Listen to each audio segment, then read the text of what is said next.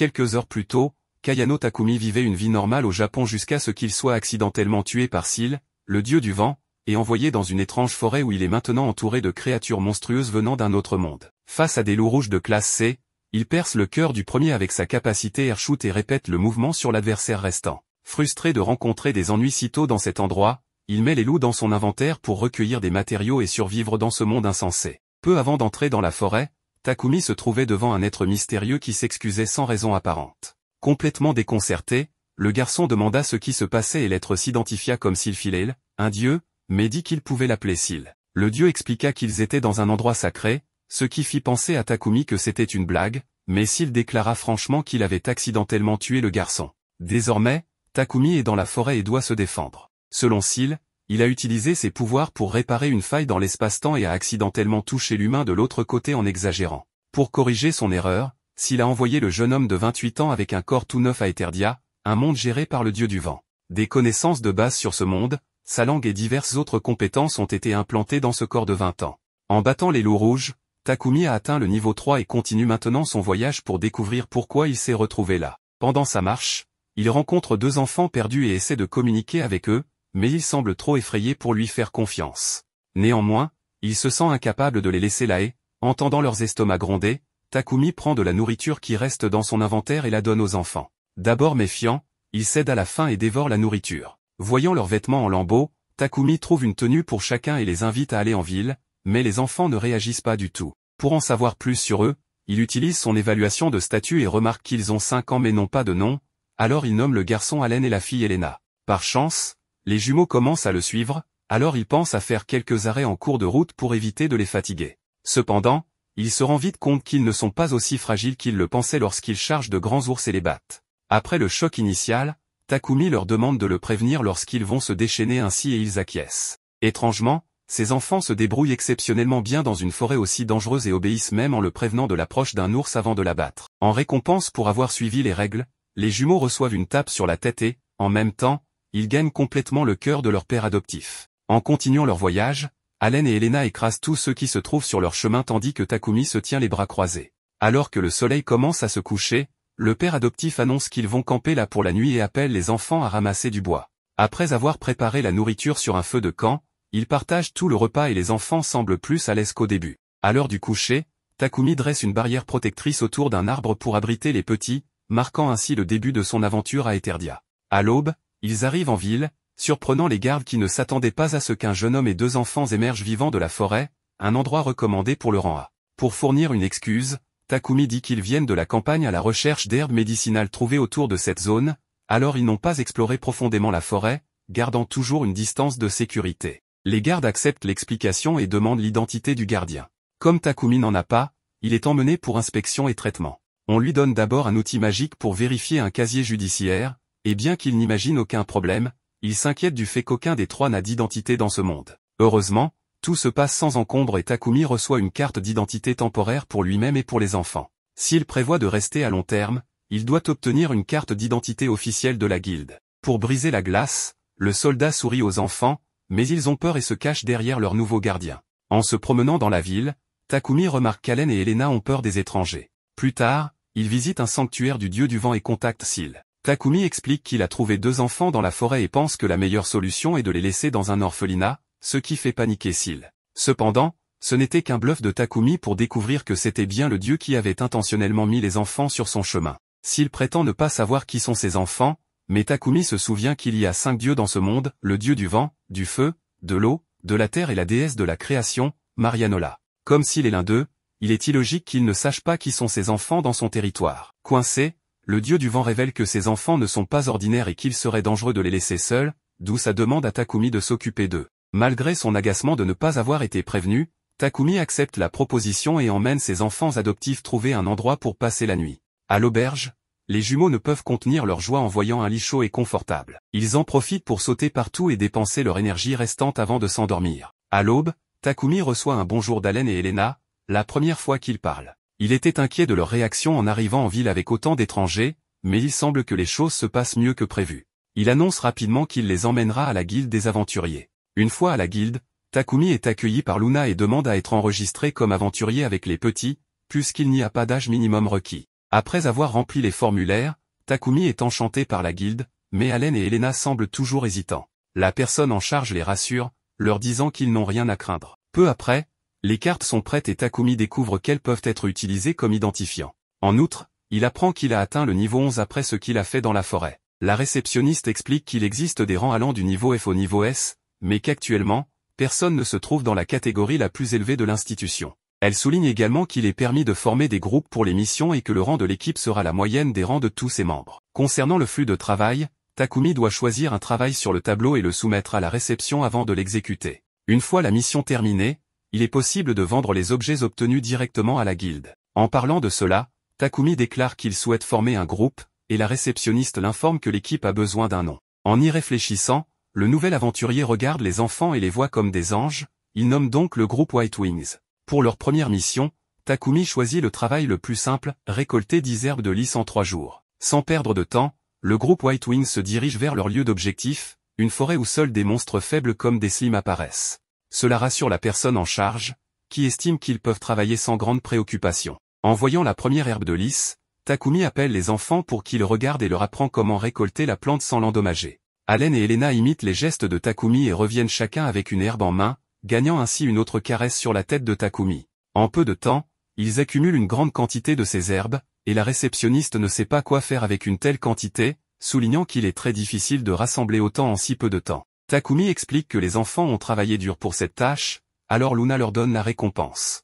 Takumi félicite les enfants et dit qu'ils ont gagné cet argent par leur propre effort. Soudain, un homme arrive et se met en colère en voyant des enfants dans la guilde des aventuriers, disant que ce n'est pas un endroit pour jouer. Takumi tient bon et confronte l'homme. Luna tente de calmer Dominique, mais il perd son sang-froid et attrape Takumi. Allen et Elena réagissent immédiatement en frappant l'agresseur dans l'estomac, mais juste au moment où ils allaient finir l'homme, Takumi intervient pour empêcher le pire. Inquiet, Takumi demande à la réceptionniste s'il y a une punition pour les problèmes qu'ils ont causés, mais elle dit qu'ils ont agi en légitime défense.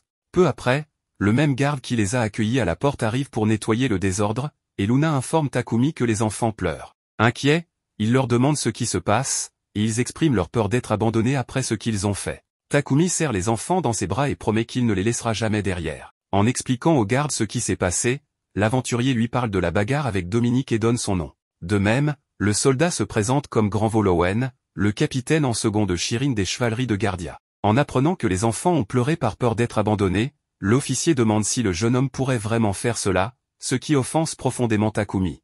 Il explique ensuite qu'Allen et Elena ne sont pas ses enfants et qu'il a trouvé les jumeaux dans la forêt de Gaïa, mais qu'il ne sait pas s'ils ont été abandonnés ou s'ils se sont perdus là-bas. En entendant cela, Luna se souvient qu'un groupe de trafiquants d'esclaves a été attaqué par des monstres près de la forêt de Gaïa, et Lowen craint que les petits aient été utilisés comme appât pour distraire les monstres pendant que les trafiquants s'échappaient.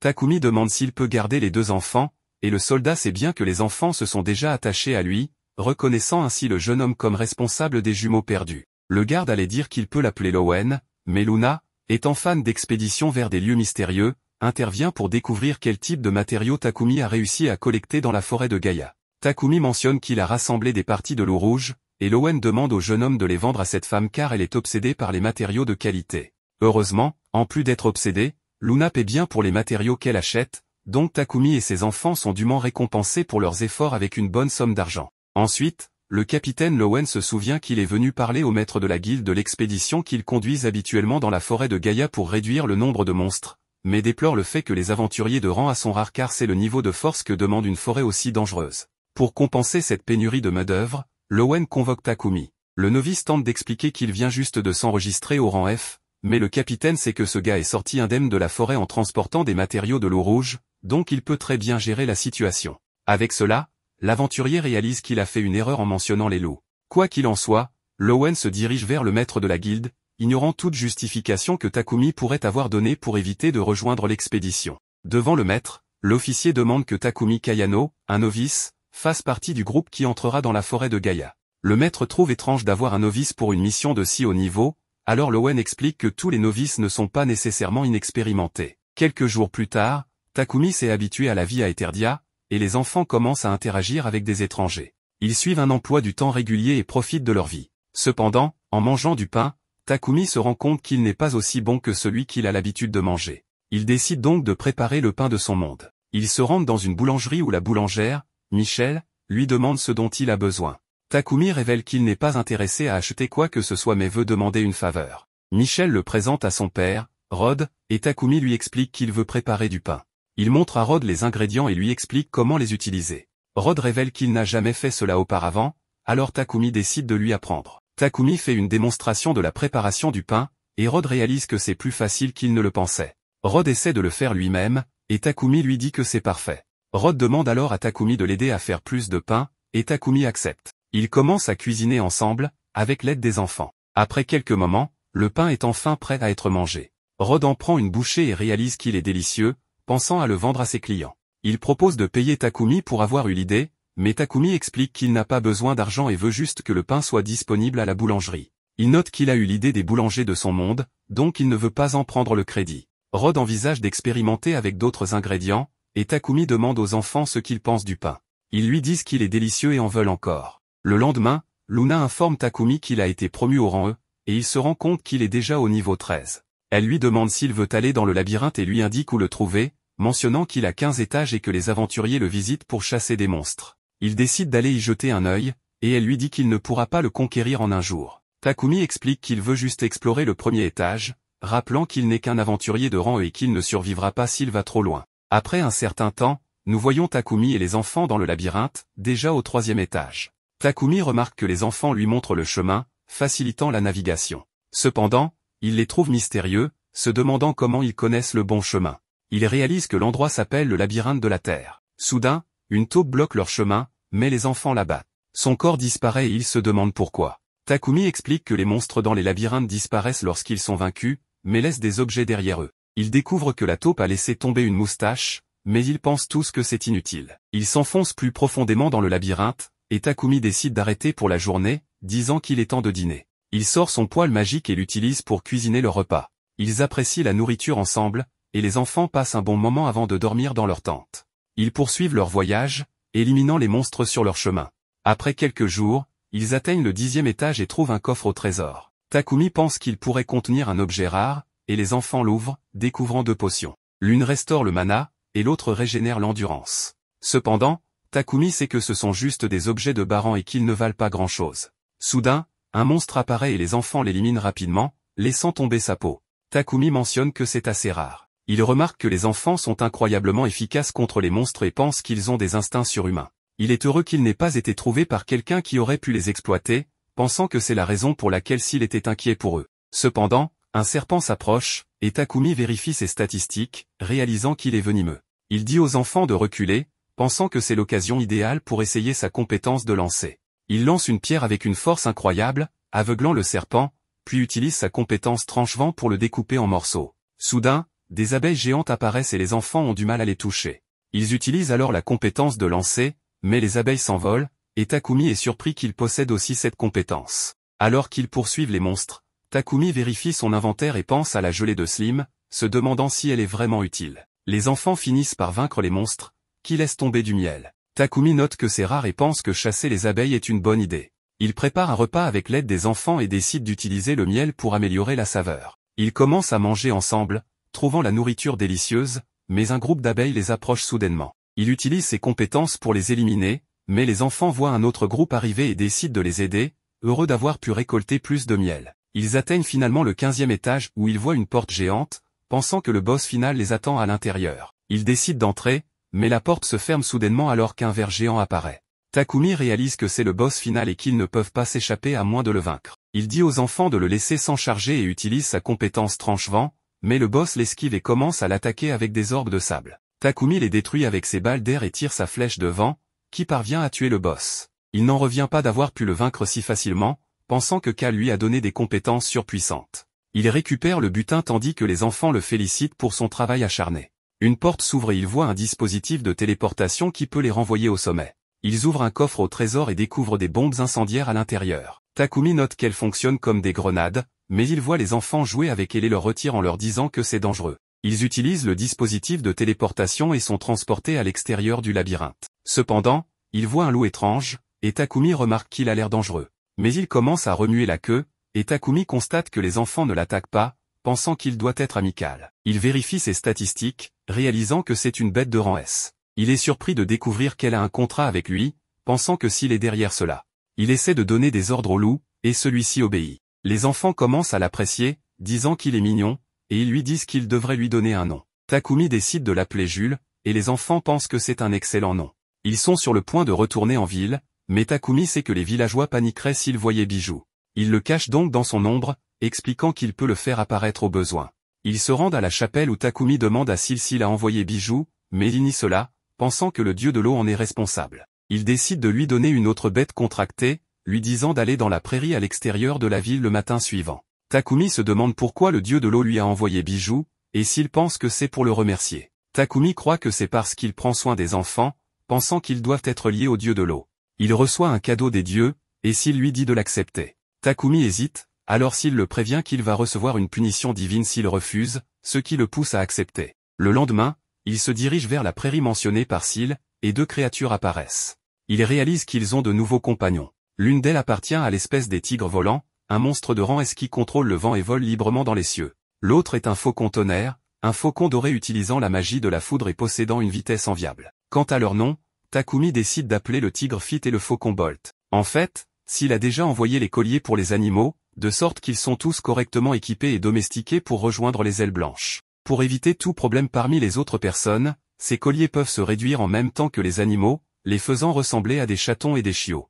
Les enfants sont intrigués par les colliers et demandent à les porter eux aussi. Takumi explique alors que ce n'est pas une bonne idée pour eux d'utiliser de tels accessoires, car les gens trouveraient cela très étrange de voir un adulte avec des enfants portant des colliers pour animaux dans la rue. Allen et Elena sont tristes de ne pas pouvoir partager les accessoires des animaux, alors leur gardien leur donne des colliers avec des pendentifs en forme d'ange, résistant aux attaques magiques. En plus de cela, ils reçoivent l'anneau de poursuite qui révèle la position de l'utilisateur sur une carte. Enfin, ils leur offrent chacun une bourse magique pour qu'ils puissent collecter des objets pendant leurs aventures. Une fois tout cela fait, Takumi annonce qu'il est temps de retourner en ville. Il rappelle donc Bolt et garde Fit et Jules sous leur forme réduite. Une fois arrivés, Elena est enchantée par une vitrine remplie de peluches. Takumi emmène donc les enfants à l'intérieur du magasin. Il demande à la vendeuse si les rubans disponibles peuvent être utilisés comme décoration pour les cheveux et, pour 50 pièces d'or chacun, il achète les rubans pour coiffer les cheveux d'Elena. Lorsqu'elle voit sa transformation dans le miroir, c'est le coup de foudre. Voyant à quel point elle est heureuse, il lui demande de choisir un autre ruban et Elena choisit un ruban noir, car c'est la couleur des cheveux de son père. La vendeuse demande si la fille a choisi cette couleur parce qu'elle aime son père, et elle répond oui, ce qui fait très plaisir à Takumi. Ensuite, il demande à Allen s'il veut quelque chose, mais il sent que ce genre de ruban ne correspond pas à son style, alors il secoue la tête. Profitant de l'ambiance festive, la vendeuse propose d'essayer de nouveaux vêtements aux enfants et bientôt ils montrent leur charme avec les tenues les plus modernes du magasin. Takumi demande si la femme a fabriqué tous ses vêtements elle-même et elle confirme, car elle fait aussi des travaux de couture. Parmi tous les vêtements, les jumeaux préfèrent ceux avec des oreilles d'animaux, alors Takumi les achète pour faire plaisir à ses enfants. La nuit, pendant que les enfants dorment profondément, leur gardien réfléchit à quelque chose de cool à acheter pour Allen, comme il l'a fait pour Elena. Il commence à se demander ce qui plairait à un garçon de son âge. Takumi n'a reçu que des choses qui n'existent pas dans ce monde, comme des jeux vidéo, des voitures miniatures et des cartes à collectionner, alors il se sent perdu en cherchant quelque chose d'adapté. Le lendemain, il est réveillé par l'excitation habituelle de ses enfants, cette fois-ci avec le plaisir supplémentaire d'avoir des animaux pour se joindre à la fête. Aujourd'hui, l'anticipation est encore plus grande car ce serait le premier jour où il partirait en expédition dans la forêt de Gaïa avec Bolt. Pour accomplir cette mission, les ailes blanches doivent réduire le nombre de monstres posant une menace pour la forêt en enquêtant sur les nids et en les éliminant. Lorsqu'ils atteignent le capitaine, les enfants deviennent un peu timides à nouveau, surtout lorsqu'un étranger s'approche de leur père pour se présenter comme le vice-capitaine. Son nom est Isaac Risney et il semble accueillir la participation des adultes, mais il se demande si les enfants seraient vraiment en sécurité dans un environnement hostile de rang A. Le capitaine tente de détendre l'atmosphère en commentant que les enfants sont plus forts qu'ils n'en ont l'air,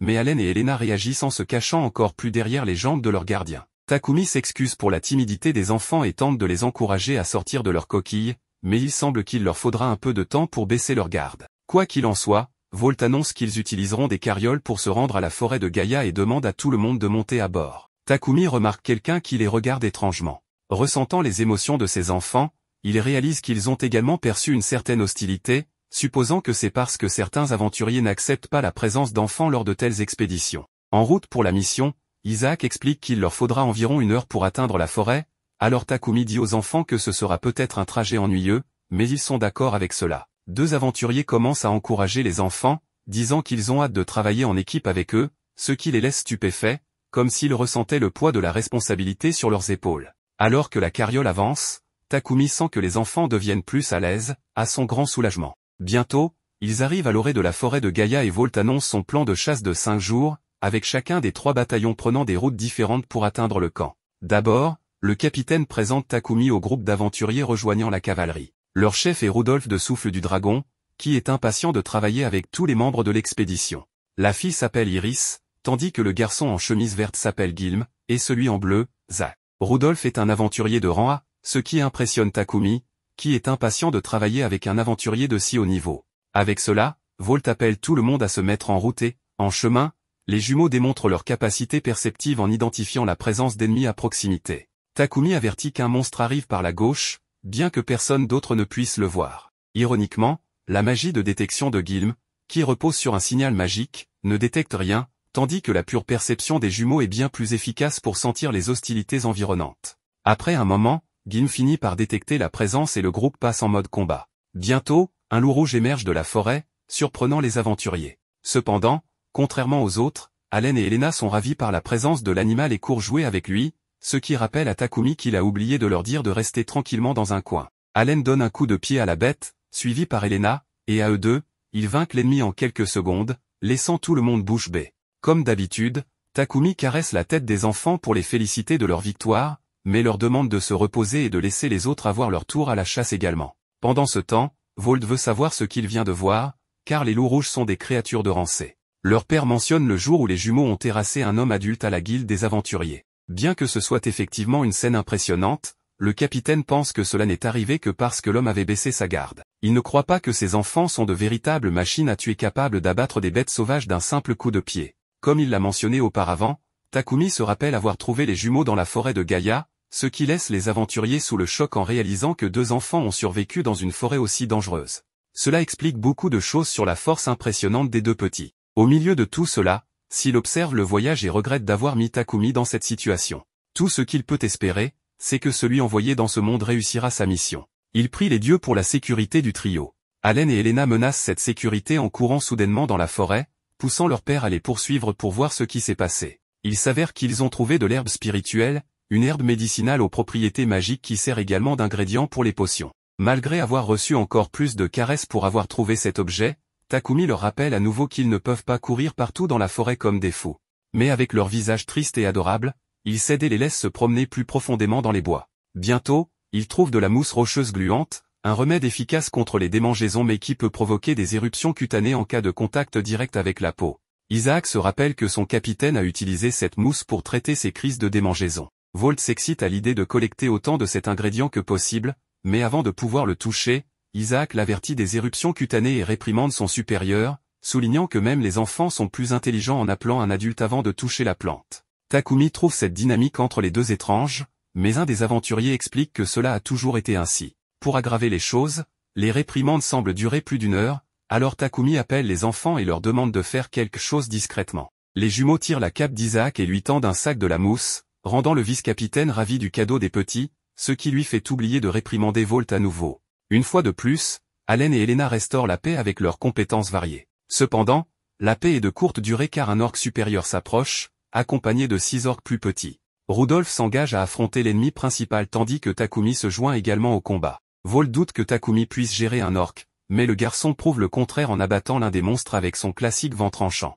En même temps, les capitaines repoussent les autres orques et Rudolf combat leur chef. Après la victoire, Volt demande une explication sur la façon dont l'aventurier supposément inexpérimenté a annihilé un orc en un seul coup. Les jumeaux n'apprécient pas l'approche du capitaine et le regardent comme des chiens en colère. Néanmoins, l'homme découvre que le rang F de Takumi est une supercherie et suggère à Rudolf d'ajuster le rang du garçon une fois de retour à la guilde des aventuriers. Takumi ne comprend pas comment Rudolf peut augmenter son rang simplement en demandant, alors Rudolf explique qu'une recommandation d'un aventurier de haut niveau suffit pour que le maître de guilde augmente le rang de quelqu'un selon le cas. Revenant à la bataille récente, l'aventurier de rang A note que de nombreux orques se trouvent à la lisière de la forêt et que l'atmosphère environnante est étrangement calme. Isaac partage la même inquiétude, car il est rare qu'un tel groupe de monstres soit présent là-bas, considérant cela comme un mauvais présage. D'un air sérieux, Volt annonce qu'une enquête complète sera menée jusqu'à ce que les jumeaux interrompent et demandent à leur daron une collation fraîche. Pendant le repas, le capitaine interroge Takumi sur la manière dont il a obtenu du pain fantôme, nommé ainsi pour sa rareté extrême dans les boulangeries. Takumi explique que le boulanger l'a fait personnellement pour lui, ce qui rend Volt suffisamment envieux pour demander aux enfants une bouchée. Lorsqu'ils refusent, leur gardien n'a d'autre choix que de fournir une autre miche pour le grand enfant, décidant de la partager avec toute l'équipe de l'expédition. Plus tard, il voit une fusée rouge dans le ciel et se précipite pour vérifier l'urgence. Pour se rendre plus vite sur place, Takumi utilise la magie du vent et porte Allen et Elena avec lui. En se cachant, ils aperçoivent 4 loups de sang poursuivant un autre groupe d'humains, une race plus avancée que le loup rouge. Avec des personnes blessées sur le terrain, Takumi décide d'inaugurer son katanado et combat les loups aux côtés des jumeaux. La victoire est si rapide que le reste de l'équipe arrive alors que tout est déjà résolu, surpris de voir que Takumi est bien plus fort qu'il ne l'avait imaginé. Takumi ne se rend pas compte de ce qu'il vient de faire car ces monstres sont censés être des cas particuliers même pour des aventuriers de rang A. Toutefois, Volt est content que Takumi ait été là pour leur sauver la mise. Volt plaisante en disant que le garçon est trop maigre pour sembler si puissant, ce qui fait grogner à nouveau les enfants contre lui. Après cela, Takumi et les enfants ressentent une autre présence dangereuse, cette fois encore plus puissante. Takumi a dû intervenir et donner quelques leçons de cuisine aux chevaliers. Après leur session de chasse aux monstres, la nourriture qu'ils avaient préparée était immangeable. Volt a expliqué qu'il était compréhensible qu'ils ne sachent pas cuisiner puisqu'ils étaient des chevaliers. Takumi a donc suggéré que Mademoiselle Iris prépare quelque chose, mais un des aventuriers a immédiatement refusé car Iris fait un ragoût terrible, mais pas dans le bon sens. Takumi a été surpris que personne ne puisse faire un repas décent. Il voulait seulement le meilleur pour les enfants, alors il a décidé d'intervenir et de tout faire lui-même. Il a informé les chevaliers de sa décision, a mis un tablier et a guidé les autres chevaliers sur les bons ingrédients et proportions pour le repas. Après une période intense, ils ont enfin préparé un repas convenable que tout le monde a accepté avec plaisir car il sentait divinement bon. Ils se sont tous jetés sur leur dîner sans hésitation, félicitant Takumi pour un travail bien fait. Ils ont vidé la marmite, ce qui a rendu Takumi fier de les satisfaire à ce point. Ils se sont endormis le ventre plein et se sont réveillés le lendemain matin en s'attendant à un autre cours de cuisine de maître de Takumi, qu'il a accepté comme le prix à payer pour avoir préparé un si bon repas la veille. Takumi s'est résigné à son sort à contre-cœur, lorsqu'il a soudainement ressenti que quelqu'un l'espionnait avec de mauvaises intentions. Il a regardé en direction de ce regard, mais n'a vu personne. Il est allé consoler les enfants car il savait qu'ils seraient effrayés après ce regard malveillant. Ils ont continué l'expédition et Volt a confirmé qu'il y avait quelque chose d'anormal dans la forêt. Rudolf l'a confirmé car leur rencontre avec des monstres était à un niveau record. Takumi a demandé au duo de quoi il parlait lorsque Tira, le 3e capitaine, s'est soudainement retourné pour le remercier de l'avoir secouru la veille. Takumi est content de le voir sur pied au vu de ses blessures, mais le capitaine lui a dit qu'il ne pouvait pas rester inactif après l'incident de la veille. Volt a exprimé à quel point il était inhabituel que des monstres attaquent en groupe. Tira a également exprimé son inquiétude car il n'avait pas vu d'autres monstres malgré leur progression plus profonde dans la forêt, contrairement à ce qui se passe habituellement. Bien que Takumi soit préoccupé par le sujet de la discussion, il est constamment distrait par le regard malveillant qu'il reçoit de temps en temps.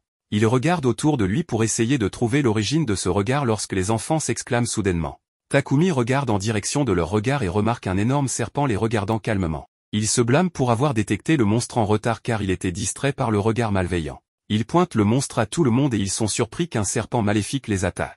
Volt ordonne au groupe d'expédition de se retirer alors que le monstre descend soudainement de l'arbre et les attaque. Il écrase les aventuriers avec son corps puissant et abat certains chevaliers avec sa queue. Les enfants veulent engager le monstre en combat, mais Takumi les retient pour qu'ils ne se blessent pas. Le serpent se jette sur eux et Takumi lance son sort de coupe-vent, mais le monstre l'esquive facilement à sa grande surprise. Tira lance un sort de terre de haut niveau pour immobiliser temporairement le monstre. Rudolf réalise qu'il serait difficile de vaincre le monstre en raison de sa puissance. Ils ont compris que le monstre était la cause de l'anomalie de la forêt. Rudolf ordonne aux blessés de se retirer car il gênerait la bataille. Volt met Isaac en charge des blessés tandis que Takumi dit aux enfants de se retirer car le monstre est trop dangereux. Rudolf demande à Iris, Jim et Zach de le soutenir afin qu'ils puissent unir leurs forces pour abattre le monstre. Ils essaient d'attaquer le monstre, mais leur attaque ne laisse même pas une égratignure parce que les écailles du serpent sont trop épaisses. Takumi se rappelle que les écailles du monstre sont résistantes aux attaques physiques et magiques. Le monstre attaque à nouveau avec sa queue, et ils s'écartent tous pour ne pas être touchés, sachant que ce serait fatal. Pendant que les blessés sont soignés, le serpent se tourne pour terminer le travail, mais Takumi bloque son chemin avec son sort de coupe-vent, faisant tomber quelques arbres. Volt essaie de combiner le feu avec son coup d'épée pour abattre le monstre, mais c'est inefficace contre lui. Iris et Zach attaquent le serpent avec leur sort magique, mais cela ne fait aucun dégât. Takumi essaie de se rappeler la faiblesse du serpent, mais le monstre ne lui laisse pas le temps de réfléchir. Takumi remarque les enfants accrochés au corps du serpent pendant qu'il attaque et il les avertit que le serpent pourrait être dangereux. Le serpent tourne son attention vers les enfants, et Takumi utilise cette opportunité pendant que le serpent est distrait pour invoquer un poignard de son inventaire. Il lance le poignard sur le serpent, qui s'enfonce dans son œil, le blessant. Volt félicite Takumi pour avoir blessé le serpent, mais Takumi ressent soudainement à nouveau le regard inquiétant dans son dos. Les enfants sont distraits par le regard et le serpent en profite pour les renverser avec sa queue. Takumi s'inquiète pour la sécurité des enfants, mais ne peut pas détourner son attention du serpent sinon il blesserait les enfants. Iris court vers les enfants pour les soigner, et Rudolph assure à Takumi que les enfants vont bien car ils sont déjà debout. Takumi demande à Rudolph de lui faire gagner du temps parce qu'il veut lancer un sort avancé devant, ce qui surprend Rudolph, car il n'a jamais vu Takumi lancer un tel sort. Takumi dit à Rudolph de donner l'ordre à tout le monde de se retirer derrière lui quand il donnera le signal pour que personne ne soit blessé. Les aventuriers occupent le serpent pendant que Takumi prépare son sort magique. Il donne le signal à Rudolph, qui ordonne à tout le monde de se retirer. Takumi récite l'incantation du sort et le lance sur le serpent, le découpant complètement en morceaux. Plusieurs arbres tombent soudainement sous l'impact du sort de Takumi, ce qui fait que le groupe d'expédition se précipite pour se mettre en sécurité. Takumi se rend compte qu'il a mis trop de magie dans son sort. Rudolph est stupéfait par la puissance magique de Takumi, mais le félicite pour les avoir sauvés du serpent. Il conseille à Takumi de rassembler autant de matériaux du serpent qu'il peut, car ils sont utiles. Les enfants accourent soudainement, félicitant Takumi pour sa force. Takumi s'inquiète pour eux et leur demande s'ils sont blessés. Il le rassure en disant qu'ils vont bien et que leurs blessures sont toutes guéries. Takumi est heureux de l'entendre et remercie Iris pour avoir soigné les enfants. Iris lui dit que les enfants n'avaient que des égratignures, ce qui l'a surprise car elle s'attendait à ce que leurs blessures soient plus graves. Takumi se rend compte que les enfants ne sont pas normaux car leurs corps sont trop robustes. Il savait qu'un enfant normal aurait eu plus que quelques égratignures après l'attaque du serpent. Il espère que les enfants ne seront pas exposés à un tel danger à l'avenir, quand il ressent soudainement à nouveau le regard malveillant dans son dos. Il marche dans la direction du regard, ignorant les louanges de Volt, et renverse un chevalier, à la surprise de tous. Il tient son épée à la gorge du chevalier, le menaçant de ne pas bouger, et Volt s'approche, se demandant pourquoi il menace le chevalier. Takumi lui dit d'interroger Sagesse, le chevalier, et Volt demande à Sagesse s'il a fait quelque chose de mal. Sagesse nie toute faute, mais Takumi résume sa défense comme des mensonges. Takumi est surpris que Sagesse n'ose pas parler après avoir nourri une telle intention malveillante contre lui. Rudolph soutient les affirmations de Takumi après avoir remarqué que Sagesse le regardait avec une intention malveillante depuis qu'ils s'étaient regroupés. Il savait que Takumi en avait assez de ses manigances parce que son regard distrayait les enfants, entraînant des blessures. Volt se demande pourquoi Sagesse avait une telle intention malveillante contre Takumi, mais Sagesse affirme que Takumi ment contre lui. Takumi en a marre de la démonstration de Sagesse et lui demande de dire la vérité parce que Rudolph a déjà soutenu ses affirmations. Sagesse dit à Takumi qu'il est à blâmer pour son malheur parce qu'il a attiré l'attention de Volt. Takumi essaie de comprendre ce que Sagesse sous-entend, et Isaac explique que Sagesse a de forts sentiments pour le capitaine. Takumi comprend maintenant que Sagesse le regardait avec haine parce qu'il se rapprochait trop du capitaine et pensait qu'il interférerait dans leur relation. Volt nie toute relation avec Sagesse, qui essaie de lui faire avouer, mais Volt rejette ses avances. Takumi taquine Volt en disant qu'il est la cause de ses problèmes, mais Volt lui dit qu'il n'y est pour rien. Isaac s'excuse sincèrement auprès de Takumi d'avoir été pris dans les affaires des chevaliers en raison de leur manque de supervision.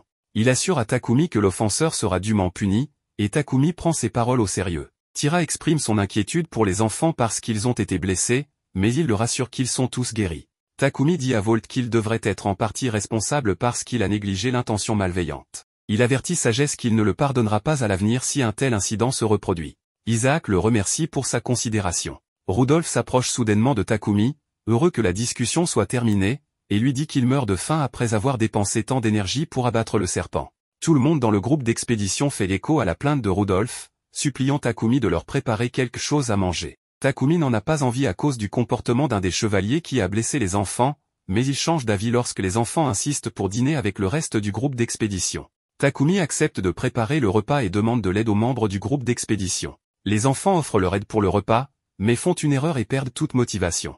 Takumi les rassure qu'ils s'amélioreront avec plus de pratique, et ils se réjouissent en réalisant qu'Iris n'est pas beaucoup mieux pour aider Takumi. Après le dîner, Takumi regarde ses statistiques et se rend compte qu'il a considérablement monté de niveau. Il remarque qu'il a une nouvelle catégorie d'invocation et peut maintenant utiliser la magie de l'eau. Il décide d'essayer la magie de l'eau à l'avenir quand il en aura l'occasion.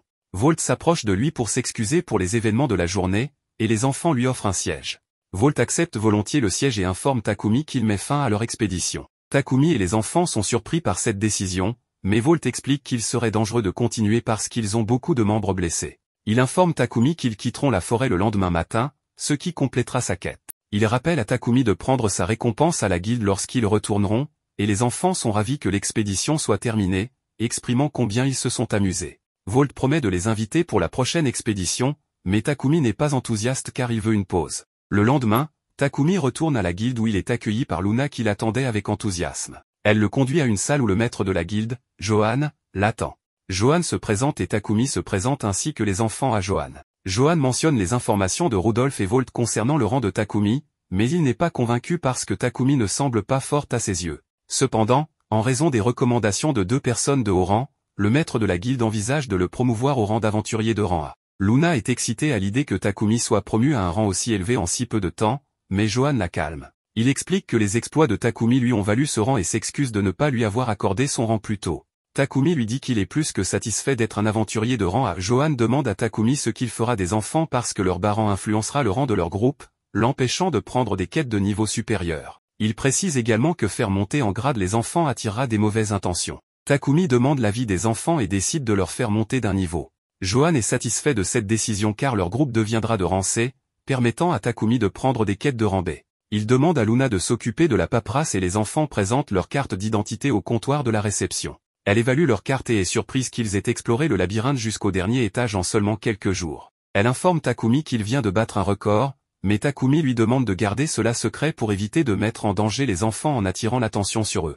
Luna décide de répondre à sa demande, bien qu'elle ne pense pas que quelqu'un serait assez déraisonnable pour combattre la personne qui a abattu un serpent. Elle termine le processus de montée en grade et leur présente leur nouvelle carte d'identité et les bénéfices de l'expédition. Takumi est sur le point de quitter la guilde pour rentrer chez lui, mais Luna l'arrête en lui demandant les matériaux qu'il a collectés lors de l'expédition. Rudolf lui avait déjà dit qu'ils avaient abattu un loup rouge et un serpent maléfique, donc elle attendait avec impatience d'obtenir les matériaux de Takumi. Takumi lui dit qu'il ne peut pas vendre les matériaux à la guilde, alors elle le conduit à un entrepôt sécurisé. Takumi décide de garder un tiers des matériaux de l'expédition et de vendre le reste. Il vide également son inventaire de son exploration du labyrinthe et Luna achète tout avec plaisir. Ils quittent la guilde et retournent à leur lodge, où Takumi, épuisé, s'endort immédiatement après leur arrivée. Alors que le ciel commence à éclaircir l'horizon, Takumi est allongé paisiblement sur l'herbe verte du champ, regardant avec amour les enfants jouer avec les animaux. À un moment donné, il devient curieux de l'interaction entre les jumeaux et les animaux de compagnie,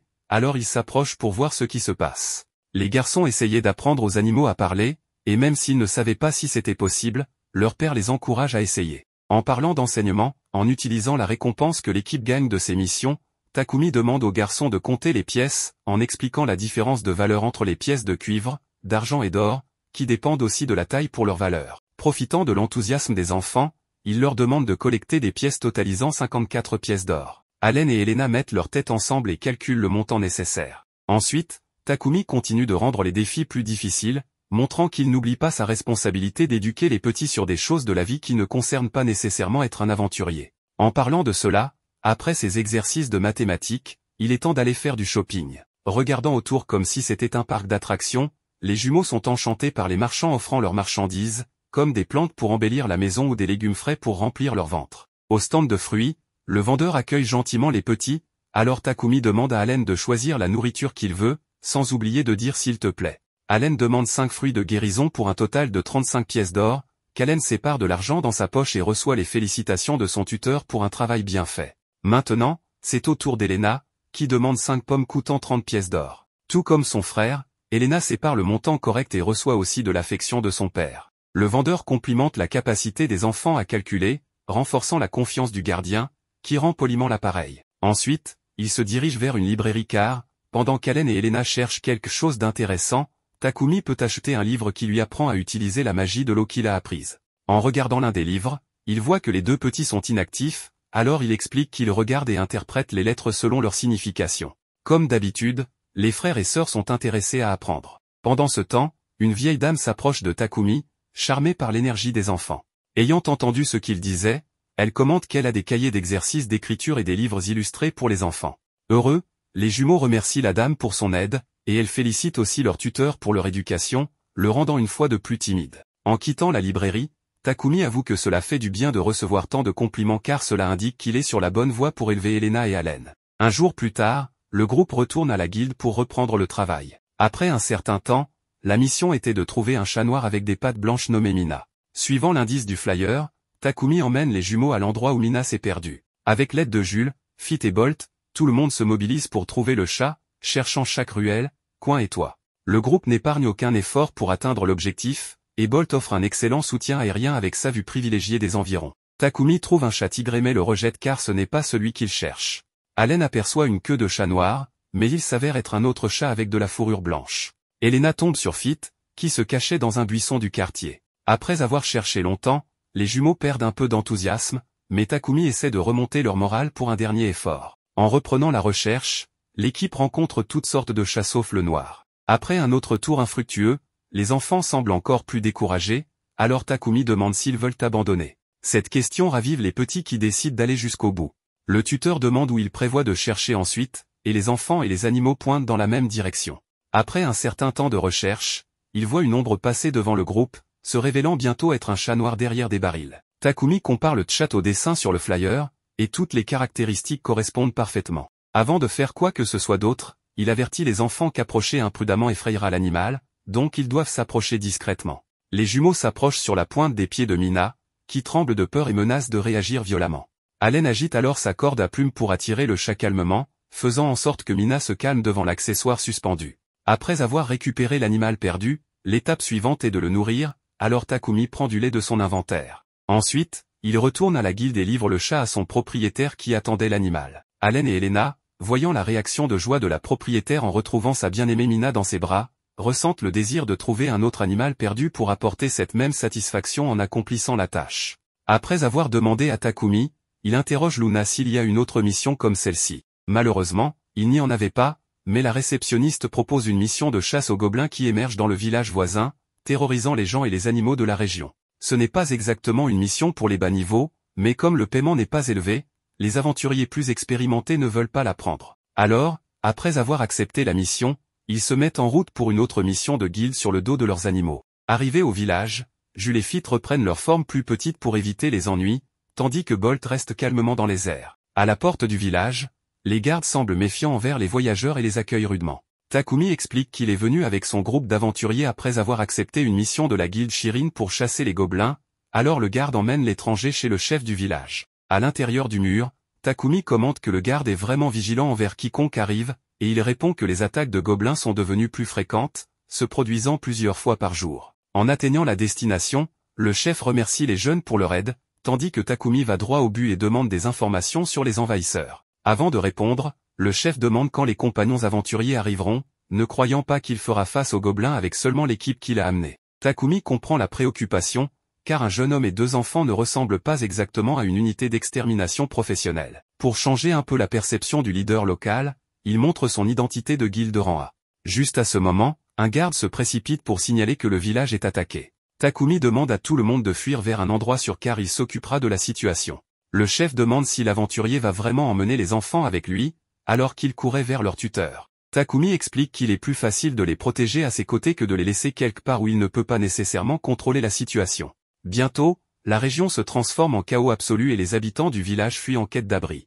Une femme trébuche et est à la merci d'un gobelin, alors l'aventurier étranger repousse la créature avec un coup d'air et la sauve avant de libérer les enfants pour l'action. Takumi leur demande d'être prudents, et en plus des enfants, il laisse aussi les animaux rejoindre le combat mais demande aux 2 quadrupèdes de rester dans leur forme réduite. Sans délai, le quintet charge les gobelins envahisseurs et en bat la plupart jusqu'à ce que le chef du groupe repère l'ennemi le plus grand jusqu'à présent, un soldat gobelin qui semble menaçant. À cause de cela, Takumi décide de prendre cet adversaire en main, mais Allen et Elena l'anticipent et donnent un coup de pied au monstre, le terrassant sans aucun problème. Après la bataille, Takumi rassemble l'équipe pour féliciter tout le monde jusqu'à ce qu'il entende une voix venant de Jules par télépathie. Après avoir vaincu les gobelins, le loup a acquis cette capacité. Après le choc initial, la première chose que demande Takumi est de ne pas être appelé maître, ce que Jules a fait en obtenant sa voix. Il préfère être appelé simplement par son nom.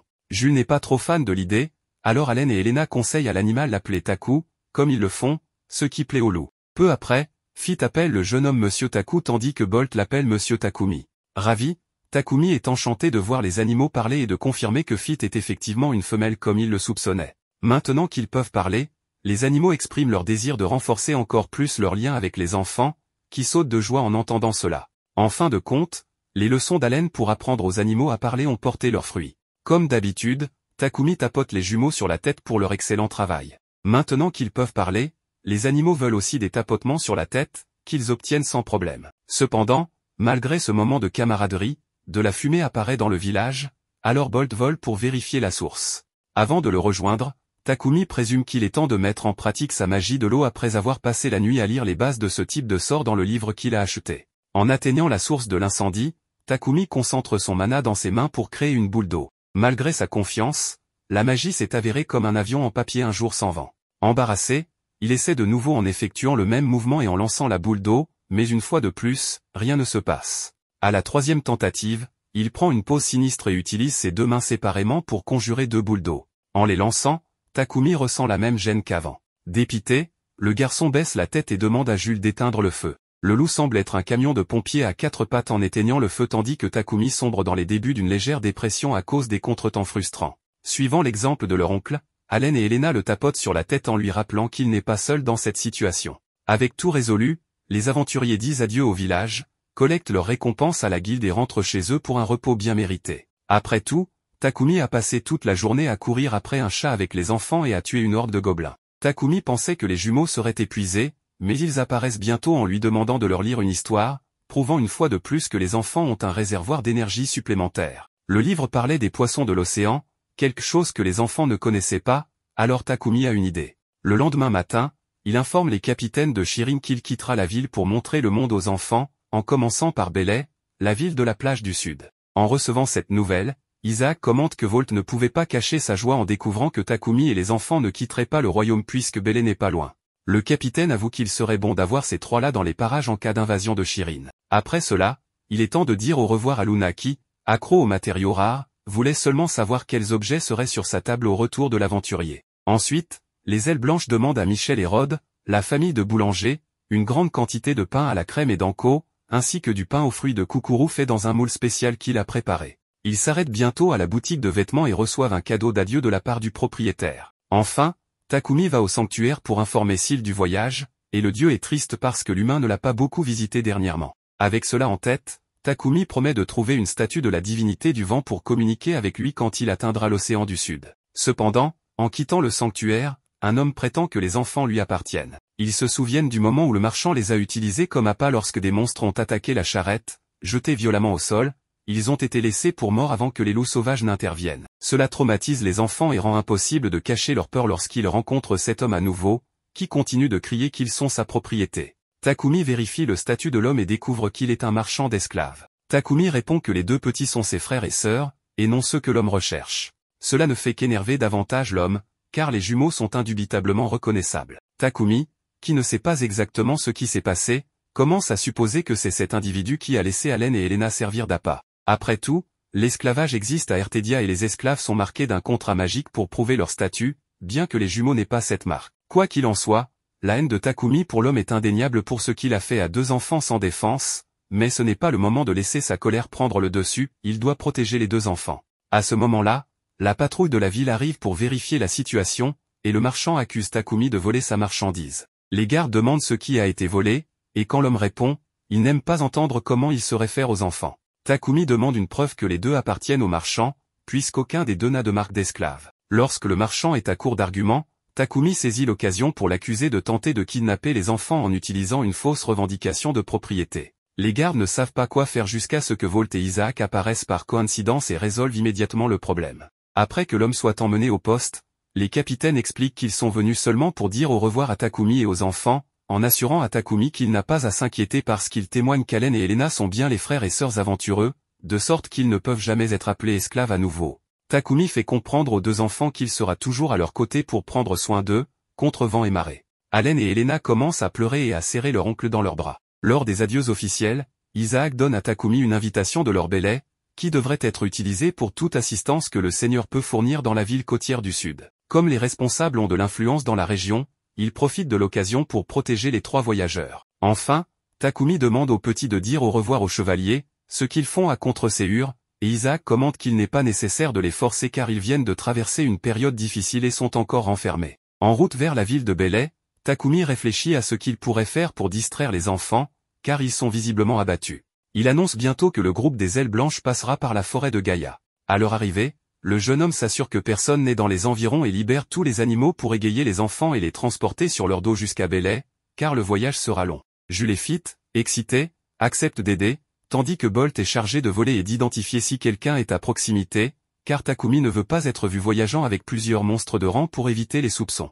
Avec cela, tout le monde monte sur les animaux et continue le voyage. Tôt dans la course, Bolt tente d'avertir à temps, mais un ours sanguinaire apparaît soudainement près du groupe. L'oiseau plonge immédiatement pour attaquer l'œil de la bête, tandis que Jules et Fit terminent le travail avec leurs griffes. Un autre ours apparaît à proximité et les animaux de Takumi résolvent rapidement le problème à nouveau, mais ils demandent une caresse en guise de remerciement pour le travail bien fait. Le loup s'apprête à lécher Elena, mais Takumi l'arrête juste à temps, car le loup et la tigresse ont mordu les ours et ont des bouches sales qui pourraient transmettre des maladies aux enfants. Par conséquent, l'aventurier utilise son sort de nettoyage et baigne rapidement les bêtes apprivoisées, qui en profitent alors pour lécher les enfants. Les heures passées, après avoir affronté d'autres créatures en chemin, les ailes blanches parviennent à traverser la forêt de Gaïa avant la fin de la journée et installent bientôt le camp pour la nuit. Takumi demande aux enfants ce qu'ils veulent manger, et ils demandent avec enthousiasme du pain à la crème. Le tuteur explique que ce type de pain n'est pas approprié pour le dîner, alors il promet d'en faire pour le petit déjeuner puisque les jumeaux ont été obéissants.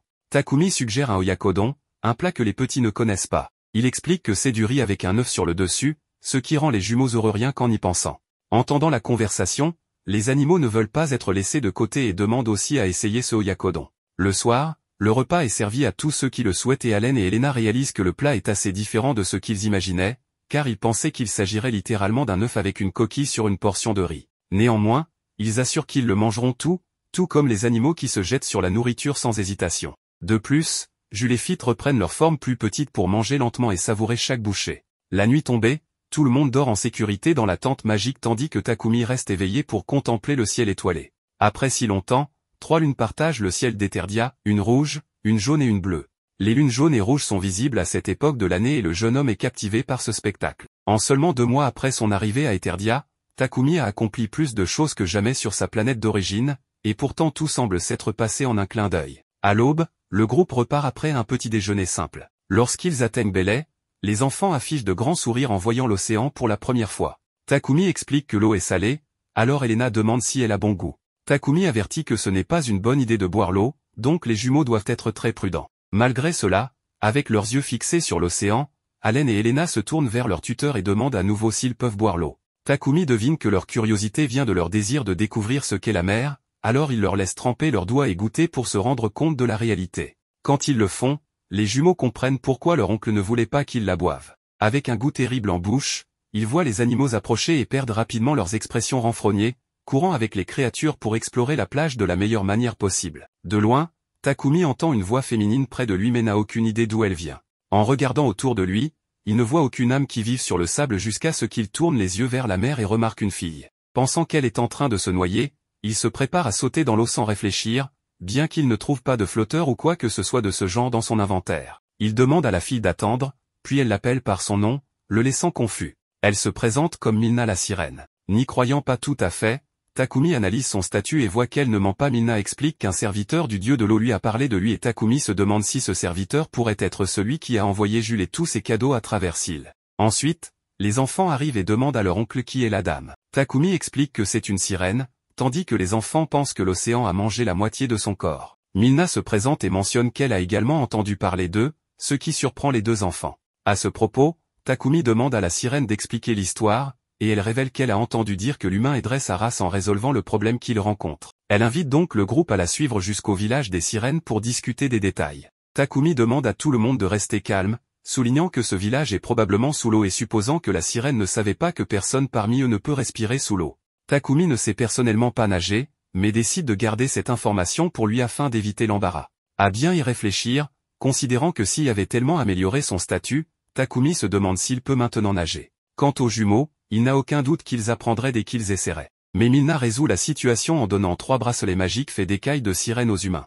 Ces accessoires permettent à leur porteur de respirer sous l'eau et créent une fine couche sur le corps pour le garder au sec. Même ainsi, Takumi dit qu'il aimerait voir le village de Milna mais n'est pas sûr de pouvoir résoudre le problème qu'elle a mentionné. Néanmoins, la sirène insiste, alors Takumi place les animaux dans son ombre et donne les bracelets aux enfants. Sans perdre de temps, il saute dans la mer et, tandis que les jumeaux s'amusent dans l'eau pour la première fois, Takumi est émerveillé de ne pas se mouiller. Milna demande si tout va bien et Takumi se rend compte qu'il retenait son souffle par habitude. Il remarque également qu'il peut parler sous l'eau, ce qu'il n'aurait jamais imaginé. Pendant ce temps, les enfants s'amusent beaucoup au fond de l'océan, nageant comme des poissons malgré que ce soit leur première fois. En pensant à cela, Takumi décide de tenter sa chance après une vie d'échec. Agitant ses bras et ses jambes comme un fou, il finit par se cogner la tête contre le ventre de la sirène. En la regardant de plus près, il voit la queue de poisson sur son corps avec des écailles et tout, et réalise qu'elle est vraiment une sirène. Se rendant compte que son regard maladroit pourrait être mal interprété, il explique qu'il était juste surpris par cette découverte.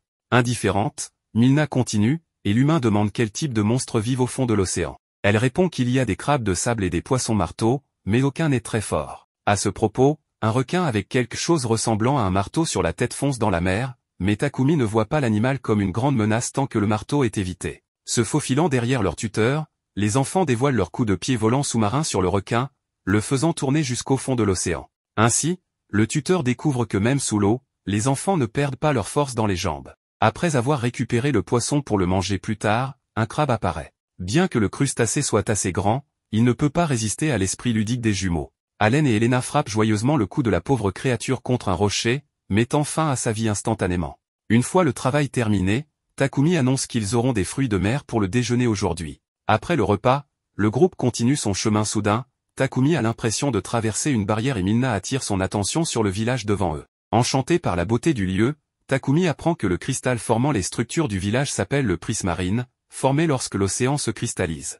De plus, ce cristal contient un pouvoir en lui. Milna explique que le village s'appelle le Palais Bleu à cause de la couleur de la mer. Avant de montrer l'intérieur, la sirène veut d'abord les emmener à l'arrière du château. Là, les humains voient un énorme navire coincé à l'entrée de la grotte où les sirènes cultivent des coraux. Elles ont essayé de toutes les manières de retirer le navire, mais il continue de bloquer l'accès à la grotte. Cependant, la grande prêtresse du Palais Bleu a entendu de la servante du dieu de l'eau que leur Takumi pourrait résoudre le problème. En y réfléchissant, Takumi suppose qu'il pourrait être capable de mettre le navire dans son inventaire malgré sa taille. En un clin d'œil, le navire devient un élément de menu pour l'aventurier, impressionnant tout le monde autour. La description du navire révèle qu'il s'appelle Dietland et que tout le monde à bord au moment du naufrage s'est échappé vivant. Sans délai, les sirènes et tritons du village se rassemblent autour de l'humain pour le remercier et deux sirènes vont vérifier si les coraux sont en vie car ils sont la matière première pour divers médicaments, en particulier un qui guérit une maladie affectant toute l'espèce. Quant à Takumi, Milna souhaite l'emmener voir la grande prêtresse.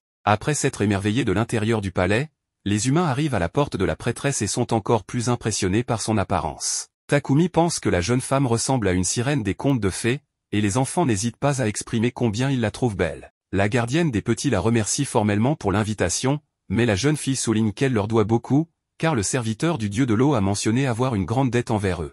De plus, Milna mentionne que Takumi a résolu le problème du navire, rehaussant encore le prestige du groupe des ailes blanches dans ce contexte. La prêtresse déclare même ouvertement qu'ils sont en présence des héros du palais de l'océan. Malgré la reconnaissance qu'il a obtenue parmi ces gens, le garçon accorde toujours une grande importance à l'anonymat et ne veut donc pas attirer trop d'attention.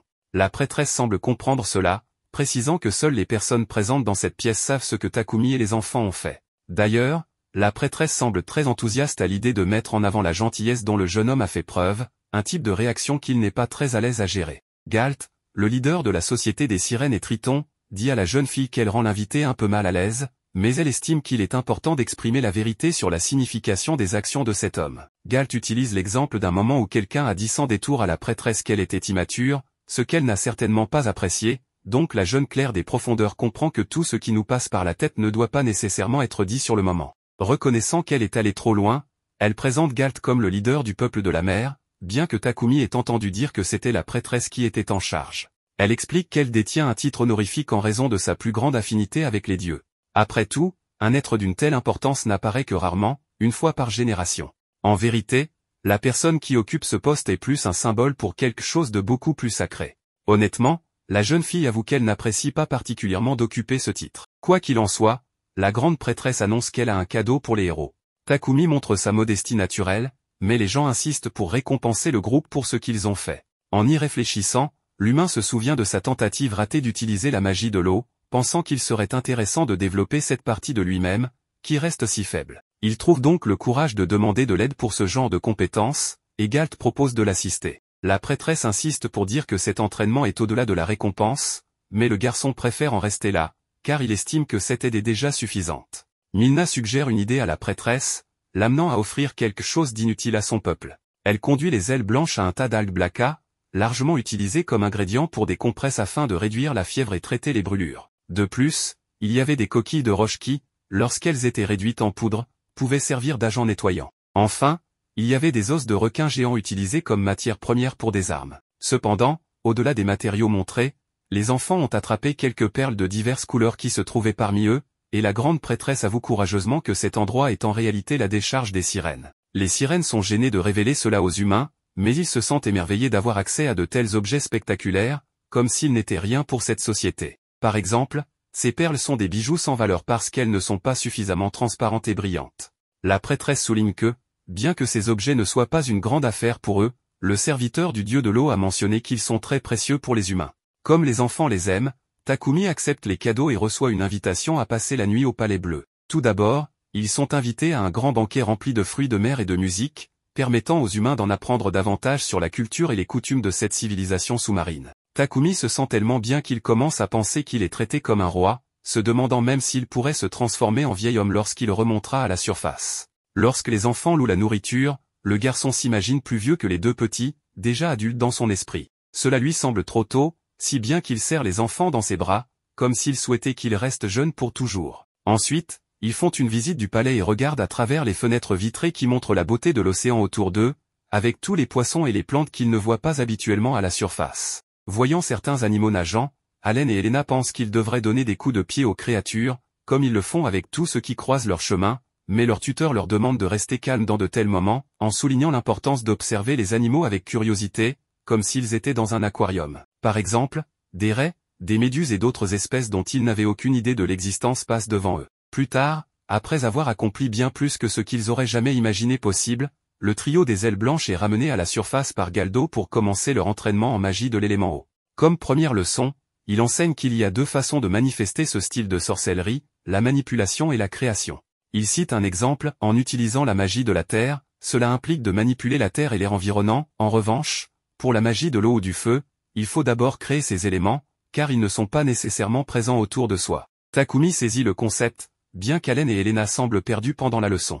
En expliquant l'essence de ce type de magie, le leader des sirènes demande à Takumi de démontrer ce qu'il peut faire. Le garçon s'approche de la mer et utilise son habilité pilier d'eau, levant littéralement un énorme pilier d'eau devant lui, surprenant les enfants. Observant leur peur, Galdo profite de leur manque de connaissances magiques pour leur enseigner le concept de flux magique. D'abord, il leur demande leurs mains et libère une masse énergétique près des corps des enfants. Il explique que c'est du mana, la source de tout pouvoir magique et l'énergie qui coule en chaque individu. Le maître demande si les garçons peuvent la sentir, puis Takumi leur donne une petite impulsion, les incitant à ressentir une chaleur à l'intérieur de leur corps après que Galt ait pris leurs mains. En même temps, Takumi réalise que la puissance qu'il utilisait de l'intérieur vers l'extérieur avait un nom, le mana, et que c'est un type distinct d'énergie dans son corps. À propos, les jumeaux ressentent le mana, ce qui rend Galt heureux avant de continuer la leçon. Il leur demande de prendre un peu d'eau et de rassembler du mana pour manipuler cette matière dans leurs mains. D'abord, il leur fait une démonstration, ce qui pousse les enfants à essayer et ils réussissent du premier coup. Voyant cela, la prêtresse souligne que maîtriser ce type d'art est un grand défi, à tel point que Galt lui-même dit qu'il lui faut une demi-journée rien que pour former une sphère d'eau. Comme les enfants ressentent déjà le mana en eux-mêmes, c'est un indicateur spectaculaire, et Takumi reconnaît que les petits sont en effet très talentueux. Ensuite, c'est au tour de Galt de voir la boule d'eau de Takumi, cette capacité qui lui avait causé tant de gêne. Le maître demande à l'humain de lancer cette magie sur un rocher. Takumi suit les instructions et invoque une sphère d'eau qui surpasse de loin toutes ses tentatives précédentes. Lorsque le rocher se brise, ses enfants adoptifs s'excitent et veulent essayer eux aussi, et Galt semble satisfait de l'enthousiasme juvénile des enfants. Sans hésiter, Elena et Allen accumulent leur mana et rassemblent suffisamment de masse énergétique pour produire une boule d'eau qui frappe un autre rocher comme des boulets de canon. Derrière eux, Galt et la prêtresse sont impressionnés par l'incroyable talent que démontrent les deux petits. Après les leçons, lorsqu'ils sont seuls à la surface, Takumi, Allen et Elena décident de s'entraîner un peu pour développer leurs compétences.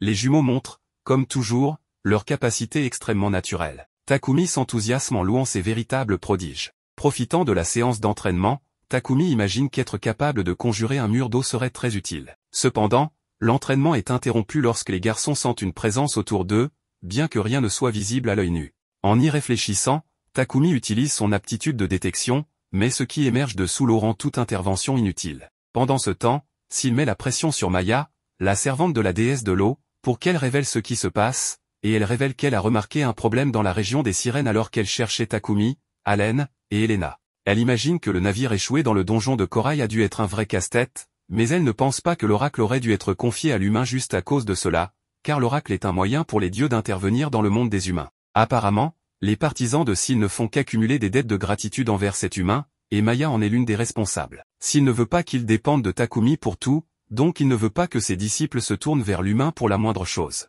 Néanmoins, lorsqu'il essaie de se détendre pour manger quelque chose, Syl blâme Wendell, le dieu de l'eau, pour oublier tout qu'il aille. D'ailleurs, Syl soutient Takumi et a même amené cet humain dans ce monde, mais au fond de lui, il se demande pourquoi il a fait une telle erreur sans raison apparente. L'homme qui a servi le dieu du vent considère que cet humain a quelque chose de spécial que les autres n'ont pas, c'est pourquoi personne ne refuserait de le soutenir, lui et les enfants. D'ailleurs, l'homme remarque que Takumi et les jumeaux semblent être en difficulté. En effet, les ailes blanches sont en danger en raison de l'arrivée d'une créature gigantesque venue des profondeurs de la mer. En analysant le statut du monstre, Takumi découvre qu'il s'agit d'un léviathan, un dragon d'eau. Fait intéressant, le dragon n'attaque pas les humains, ce que Takumi ne comprend pas. En réalité, le léviathan a ressenti quelque chose d'inhabituel et est venu enquêter. Par télépathie, la créature annonce qu'elle a trouvé un serviteur du dieu du vent accompagné de 2 enfants du dieu de l'eau.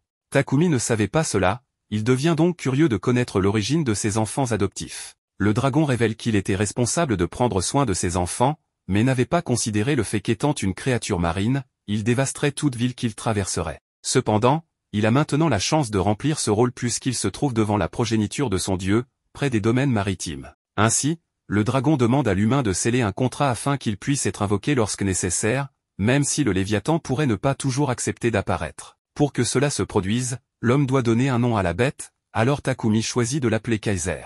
Avec cela, l'accord entre les parties est scellé, et le léviathan fait désormais partie du groupe des ailes blanches en tant que nouveau protecteur des enfants du dieu de l'eau. D'ailleurs, Kaiser commente que les enfants aiment le garçon comme s'il était leur père, mais Takumi souligne qu'il est plutôt vu comme un grand frère. Soudain, le dragon surprend tout le monde en invitant les enfants à partir avec lui, car ils ont vu assez pour rejoindre la vie marine. Kaiser assure qu'il leur fournira un endroit sûr et confortable, car après tout, un dragon est mieux adapté pour garantir la sécurité de ces êtres importants qu'un simple humain. Malgré cela, les enfants ne veulent pas quitter Takumi, et le léviathan n'ignore pas leurs sentiments, bien au contraire. En entendant leur demande, Kaiser voulait simplement confirmer avec les enfants qu'il souhaite vraiment rester avec ce gardien. Takumi reconnaît qu'il est plus faible que le dragon, mais promet de ne jamais lâcher les mains de Allen et Elena, quoi qu'il arrive. Faisant confiance à la parole de l'humain, Kaiser demande à être contacté par télépathie si quelque chose se produit. De plus, il donne au garçon une écaille magique qui informera le dragon de l'endroit où se trouve le trio. Cela étant décidé, le dragon emmène les 3 à travers l'océan et la neige maritime jusqu'à leur retour au Palais Bleu. À leur arrivée, Takumi demande aux petits s'ils veulent vraiment rester avec lui, et ils démontrent plus que jamais qu'ils ne veulent jamais quitter le côté de leur nouvel oncle. À leur arrivée au palais, les jumeaux s'exclament avec excitation qu'ils ont voyagé sur Kaiser. Milna et la prêtresse, perplexes, demandent qui c'est, alors Takumi invente rapidement une histoire sur un poisson qu'ils ont rencontré en chemin et qui leur a donné un coup de main. Les enfants mentionnent ensuite que le voyage a été incroyablement lumineux, ce qui déroute encore plus les filles. Takumi explique qu'il y avait des particules blanches flottant autour d'eux pendant le voyage, ressemblant à des flocons de neige. Cela dit, il les informe qu'il va partir, et Maya lui remet une boîte à lunch à partager. Peu de temps après, ils disent au revoir aux 2 filles et repartent vers l'océan. En remontant vers la surface, le groupe aperçoit un énorme crabe. Sans prévenir, les jumeaux se jettent dessus, ce qui pousse Takumi à réaliser qu'ils vont avoir du crabe pour le dîner. En nageant, ils tombent sur une porte mystérieuse menant à un labyrinthe profond et décident de prendre le risque d'explorer l'endroit. Après avoir trouvé une petite ouverture vers la surface, Takumi émerge de l'eau et repère un dispositif de téléportation. Il ouvre la carte dans son menu et voit qu'il se trouve dans le 53e labyrinthe appelé Claptopie. Ce labyrinthe a 30 étages, avec des téléporteurs tous les 10 étages.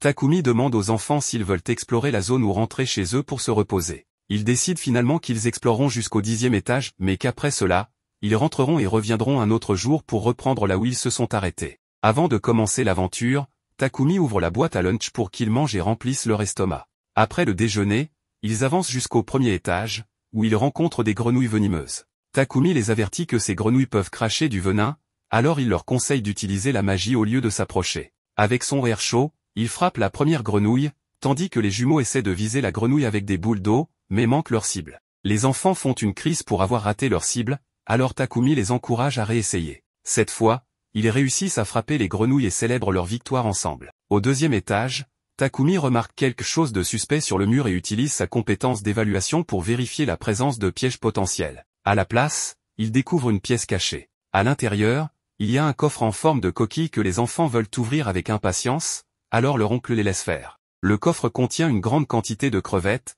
que les jumeaux veulent manger crues malgré le fait qu'ils n'en ont jamais vu auparavant. Takumi les presse d'être patients, disant qu'il les cuisinera plus tard, et range toutes les crevettes dans son inventaire. À côté, il y a un autre coffre contenant des flocons de poisson séchés, également connus sous le nom de katsuobushi. Comme d'habitude, les enfants veulent le dévorer tout de suite, mais Takumi explique que cela a meilleur goût lorsqu'ajouté à la nourriture. Il mentionne aussi qu'il adore cuisiner et qu'il est plus que satisfait de ses récompenses particulières du labyrinthe de Claptopi. Dans d'autres coffres qu'il trouve, il découvre des portions de crevettes blanches, de palourdes japonaises, de kombu et de wakame, juste un assortiment de fruits de mer que le trio range dans leur inventaire. Alors qu'il se prépare à descendre au 6e étage, Takumi réalise qu'il se fait tard, alors il décide de s'arrêter pour dîner. En parcourant son inventaire comme un enfant choisissant un jouet, Takumi passe en revue les options alimentaires jusqu'à ce qu'il se décide pour le crabe, qu'il associe avec le katsuobushi pour faire un ragoût.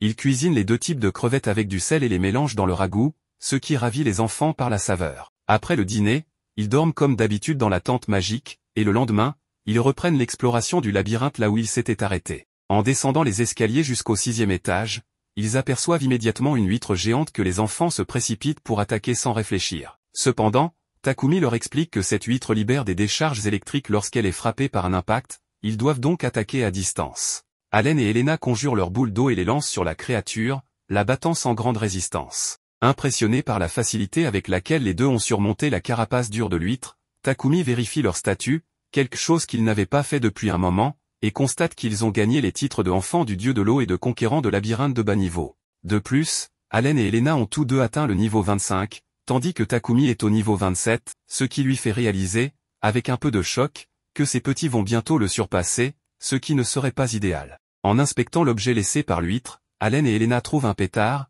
un objet que leur oncle n'aurait jamais pensé trouver ici. Les enfants veulent savoir comment cela fonctionne, alors Takumi explique qu'il suffit de tirer sur la ficelle et cela fait un bruit fort. Sans tarder, les deux se positionnent pour le tester, et en tirant sur la ficelle, un grand bang retentit, suivi de confettis de différentes couleurs qui jaillissent du pétard. Les jumeaux sont immédiatement effrayés par le bruit et commencent à pleurer. Plus loin, ils rencontrent une autre huître, et cette fois, Elena et son frère lancent des boules d'eau dessus avec une pointe de vengeance, encore contrariée par la frayeur précédente. Encore une fois, l'huître laisse tomber un pétard, que Takumi décide de prendre, pensant qu'il pourrait être utile pour une raison quelconque, au grand désespoir des enfants. Finalement, ils atteignent le 10e étage, et Takumi évalue que c'est probablement l'étage du boss du labyrinthe. Il dit aux enfants de rester vigilants avant d'ouvrir la porte. À l'intérieur de la chambre mystérieuse, des ponts en bois relient une partie de l'étage à une autre, divisée par de l'eau d'une profondeur inconnue. Les enfants sont ravis par la réaction amusante du pont sous leurs pas, alors ils commencent à courir partout pour jouer,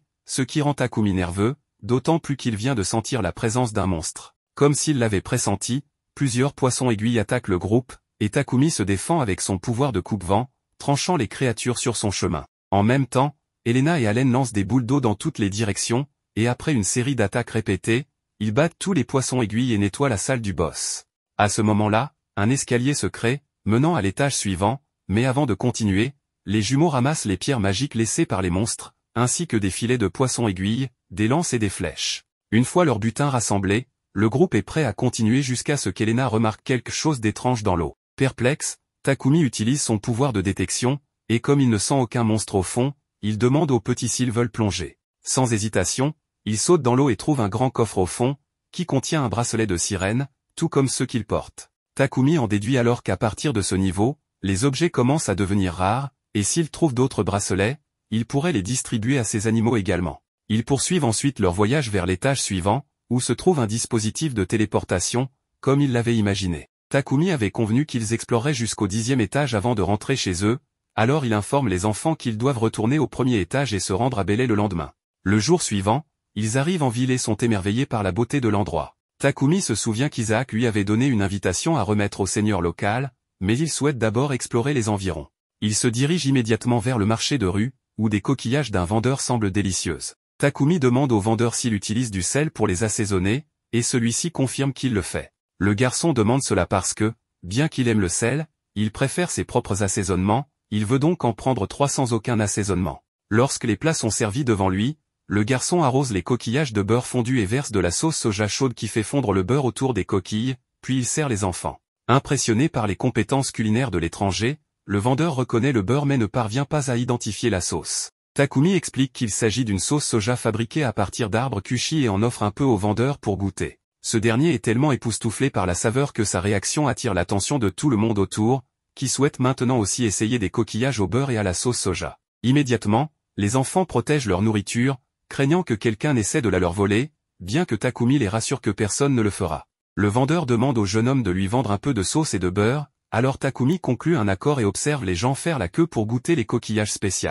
Après que tout soit vendu, l'homme ferme son stand et commande qu'il n'a jamais vendu aussi vite depuis qu'il a commencé à travailler. À cause de cela, il décide de créer sa propre sauce, alors il range ses affaires et part à la recherche des ingrédients nécessaires, après avoir obtenu la permission de Takumi pour reproduire sa recette. Ensuite, le groupe des ailes blanches visite le forgeron à Belay et lui demande de polir l'écaille que Kaiser leur a donnée. Évidemment, le forgeron remarque que ce n'est pas quelque chose que l'on trouve n'importe où, alors Takumi ment en disant que c'était un cadeau qu'il a reçu. Le forgeron lui demande alors où il a trouvé un présent aussi précieux, mais Takumi préfère garder l'origine de l'objet secrète.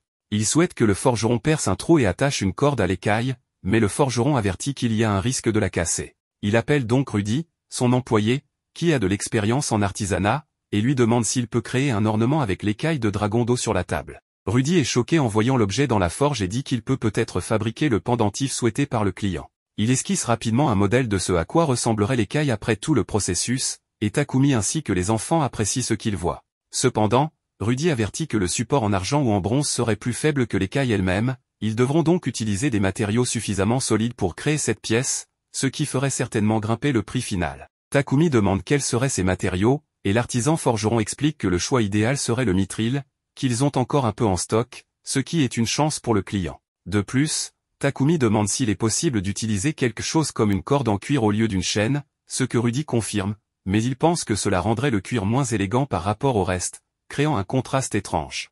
Il recommande donc un fil de toile d'araignée de mithril, mais le patron pense qu'il est impossible de se procurer un tel matériau. Après réflexion, Takumi se souvient qu'il a reçu quelque chose de similaire parmi les objets que Seal lui a donnés, alors il sort rapidement l'objet de son inventaire et le place devant le forgeron, qui panique en voyant le genre de choses que ce gars transporte dans sa poche. Le patron intervient pour calmer l'employé, mais a la même réaction en voyant la toile d'araignée de mithril devant lui. Gêné, Takumi ne savait même pas que cette chose était si rare, et, mettant cela de côté, il demande à Rudy de fabriquer 3 pendentifs pour que lui et les enfants puissent avoir une bénédiction de l'eau. Rudy souhaite apporter quelques modifications à chaque pendentif, alors Takumi demande aux enfants comment ils veulent les leurs. Elena dit qu'elle veut que le sien soit mignon, mais Allen n'a aucune idée, donc la décision est laissée au forgeron. Au fait, Takumi demande également si les professionnels pourraient créer des armures avec les matériaux qu'il fournit, tels que du cuir de serpent Maligna, un autre objet rare qui laisse les employés de la boutique encore plus surpris. Face à cela, le chef forgeron commente qu'on ne peut vraiment pas juger quelqu'un sur son apparence,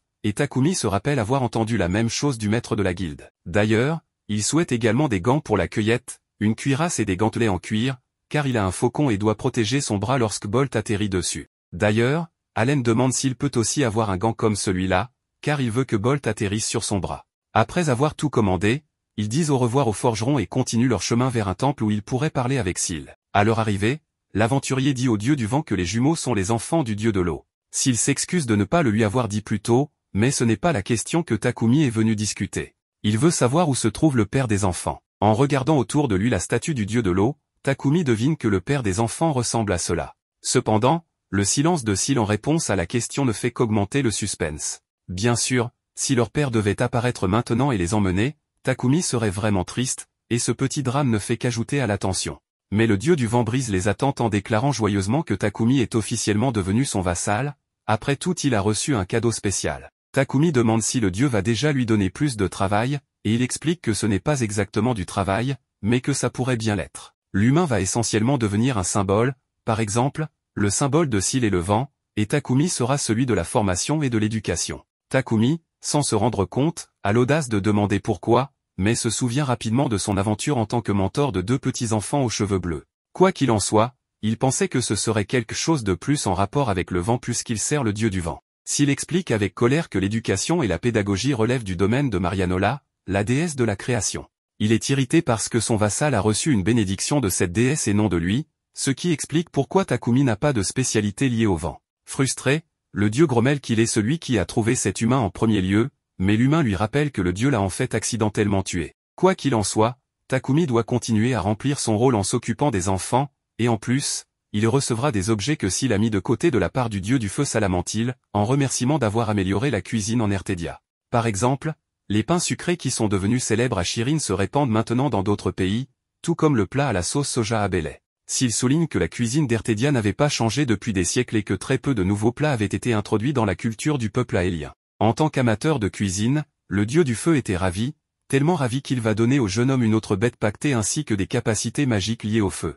Takumi célèbre cette nouvelle en affirmant que très peu de monstres sont vulnérables au vent ou à l'eau, ce qui laisse Seal furieux de ce léger affront. La réunion se termine enfin, et Takumi appelle les enfants pour trouver un endroit où rester et clore les activités de la journée. Alors que le trio quitte le temple, Seal se sent coupable de ne pas avoir pu dire la vérité sur le père des enfants. Ce qui s'est passé, c'est que le dieu de l'eau, en s'amusant avec quelqu'un d'autre, a mis enceinte une femme d'Ertedia qui a fini par avoir des jumeaux. Voyant son ami en larmes, le dieu du feu s'approche et demande ce qui ne va pas. S'il ne répond pas, inquiet de savoir depuis combien de temps Salamantil écoute ce spectacle privé du dieu du vent, et il explique qu'il a essentiellement tout entendu depuis le début. En mettant cela de côté, il demande si Seal a remis les objets à Takumi. Seal le corrige en disant que c'est Takumi, et oui, les objets ont été livrés. Quant au sort de feu, le gars semblait ravi de les recevoir, donc Salamantil ne devrait pas oublier de les lui remettre. Enthousiaste, le dieu du feu mentionne qu'il a préparé ses meilleures bêtes pour le jeune homme, ce qui rend Seal curieux de savoir ce que son ami mijote.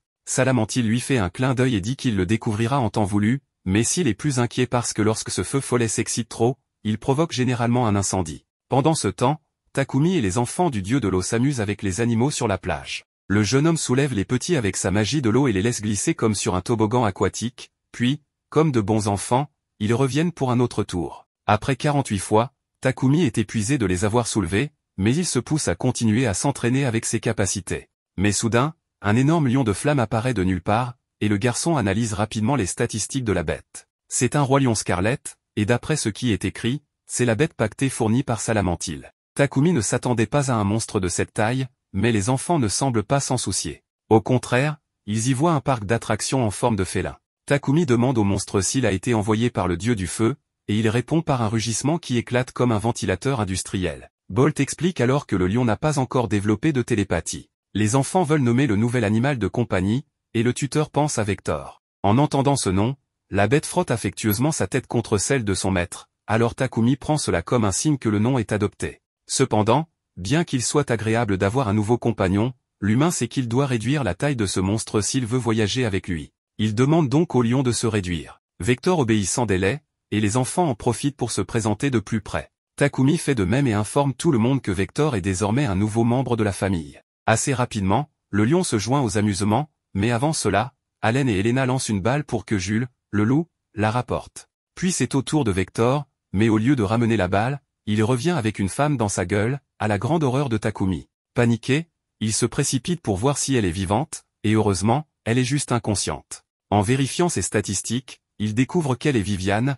un démon vampire de niveau 54 de la classe des espions. Le garçon sait qu'à Ertedia, les démons sont traités comme des races, tout comme les elfes et les nains, donc elle n'est probablement pas une ennemie des humains. Quoi qu'il en soit, il gronde Vector car, sans le sable, le lion aurait écrasé la fille contre le sol. Le lion semble sur le point de pleurer, alors l'humain s'empresse d'expliquer qu'il n'est pas en colère, juste qu'ils doivent être plus prudents avec ces choses. Allen et Elena poussent la fille, qui se retourne et dit qu'elle a faim sans se réveiller complètement. Les petits en profitent pour lever la main et dire qu'ils ont faim eux aussi, alors leur tuteur se prépare à faire le déjeuner. Plus tard, dès que Takumi annonce que la nourriture est prête, Viviane se lève comme si elle n'avait pas été inconsciente et observe à distance pendant que tout le monde se régale. L'estomac du vampire gronde encore plus fort de désir jusqu'à ce que Takumi lui serve une assiette de boulettes de riz. Sans poser de questions, elle attaque la nourriture comme si elle n'avait jamais mangé de sa vie. Allen et Elena suivent son exemple, craignant que la femme affamée ne leur vole leur nourriture. Après avoir dévoré son repas, Takumi lui demande si elle s'est évanouie à cause de la faim,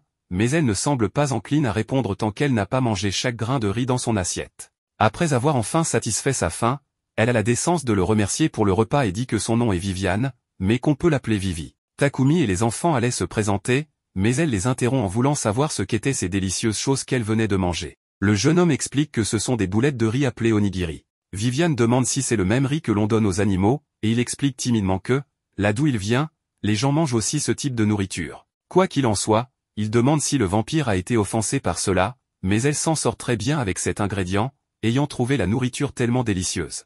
À cause de cela, elle dit aux enfants que leur grand frère est un excellent cuisinier, ou leur père, peu importe qui il est. Allen et Elena expliquent que Takumi est leur oncle, mais Vivi n'est pas satisfaite de cette explication puisque Takumi n'a pas réagi lorsqu'il a été appelé père. À cause de cela, le démon remarque que peut-être le gars a eu une liaison avec la femme de son frère, alors Takumi interrompt rapidement cette conversation étrange. Vivi s'excuse pour ses instincts d'espion, expliquant qu'elle cherche toujours à découvrir les secrets des gens par habitude. Le garçon lui demande alors ce que faisait cette espionne indiscrète évanouie au milieu du sable. Viviane se concentre et se souvient qu'elle se rendait à la ville d'Albert et avait oublié d'acheter de la nourriture. Elle a passé du temps à chasser et à cueillir des fruits en chemin, mais n'a pas trouvé assez pour se sustenter pendant le voyage et a failli mourir. Takumi commente qu'elle aurait pu faire demi-tour quand elle s'est rendue compte qu'il n'y avait rien à manger, mais elle était déterminée à mener à bien son enquête sur la fiancée d'un noble qui cachait un roturier dans son manoir. Les enfants sont émerveillés par cette histoire, même s'ils n'ont aucune idée de ce que cela signifie. Vivi explique que la fiancée ne semblait pas avoir l'intention de cacher la femme, donc il n'était pas nécessaire qu'elle se déguise en servante. Quoi qu'il en soit, l'espionne doit continuer son travail, alors elle les remercie pour la nourriture et dit au revoir. En guise de remerciement pour l'aide, elle donne au tuteur une rose blanche, un aphrodisiaque vampire qui ne fonctionne que sur les hommes, ainsi que le même produit, mais en rouge, qui ne fonctionne que sur les femmes. Réalisant ce que cela signifie, le garçon rougit de honte, et Viviane trouve amusant qu'il ait compris, lui assurant l'efficacité du produit, car elle l'a elle-même créé et testé. Les enfants demandent s'ils peuvent le boire, mais Takumi répond rapidement non, tandis que l'excentrique vampire se dépêche de partir. Takumi voulait rendre les aphrodisiaques, mais finit par les ranger dans son inventaire après le départ de la fille. Les enfants restent alors plongés dans leurs pensées à propos du sujet qu'elle a évoqué concernant leur père. Ils ne savent pas ce que cela signifie, alors ils demandent à Takumi, et il essaie de leur expliquer. Ils demandent si l'oncle est aussi né de la maman et du papa, ce à quoi il répond oui, et que naître est une très bonne chose. Les petits répètent cette dernière phrase et partent jouer, laissant le tuteur réfléchir au fait qu'un jour, ils comprendront exactement ce que signifie une famille. Le lendemain, pour célébrer leur arrivée en ville, ils visitent la guilde de Belay et acceptent des quêtes de collecte de matériaux qu'ils avaient déjà complétées pour réclamer les récompenses. La réceptionniste demande aux aventuriers leur carte de guilde et pousse un cri en voyant que le gars est de rang A. Cela attire l'attention de presque tout le monde autour, mais ce qui finit par attirer l'attention de tout le quartier, c'est lorsqu'elle découvre que ce trio apparemment inoffensif est responsable de la découverte d'un nouveau labyrinthe appelé Clatopia. Takumi explique qu'ils sont tombés dessus par accident en jouant dans l'océan, mais la fille n'arrête pas de crier à quel point c'est important. Ensuite, le maître de guilde arrive pour réprimander l'employé, exigeant que Karen s'excuse auprès des aventuriers pour le vacarme, car révéler les informations personnelles des membres est interdit. Quoi qu'il en soit, il demande aux visiteurs de partager ce qu'il sait sur ce nouveau labyrinthe. Takumi indique l'emplacement du donjon sur la carte et explique que Clatopia est le 53e labyrinthe, situé à l'est de la côte, dans un grand récif sous-marin. Le maître demande comment le groupe a réussi à respirer sous l'eau, mais comme il ne pouvait pas expliquer les bracelets de sirène, le garçon invente une histoire sur son équipe ayant la capacité pulmonaire d'une baleine. Le maître gobe cette histoire sans poser de questions et demande aux visiteurs de rencontrer le seigneur de la région le lendemain. Le jour venu, les ailes blanches se dirigent vers le manoir du seigneur de Belay, Cédric Risney. En entendant le nom de famille Risney, Takumi se rappelle qu'Isaac Risney connaissait ce seigneur, mais il ne savait pas que le seigneur de Belay était son frère cadet. Allen et Elena pointent du doigt le noble et pensent qu'il ressemble au chevalier qui les a laissés donner un coup de pied à ce type dont il parlait, en parlant de vol. Mais Cédric comprend mal et pense que son frère a développé un goût pour se faire botter par des petits enfants, ce qui pousse Takumi à devoir prendre du temps pour tout expliquer correctement.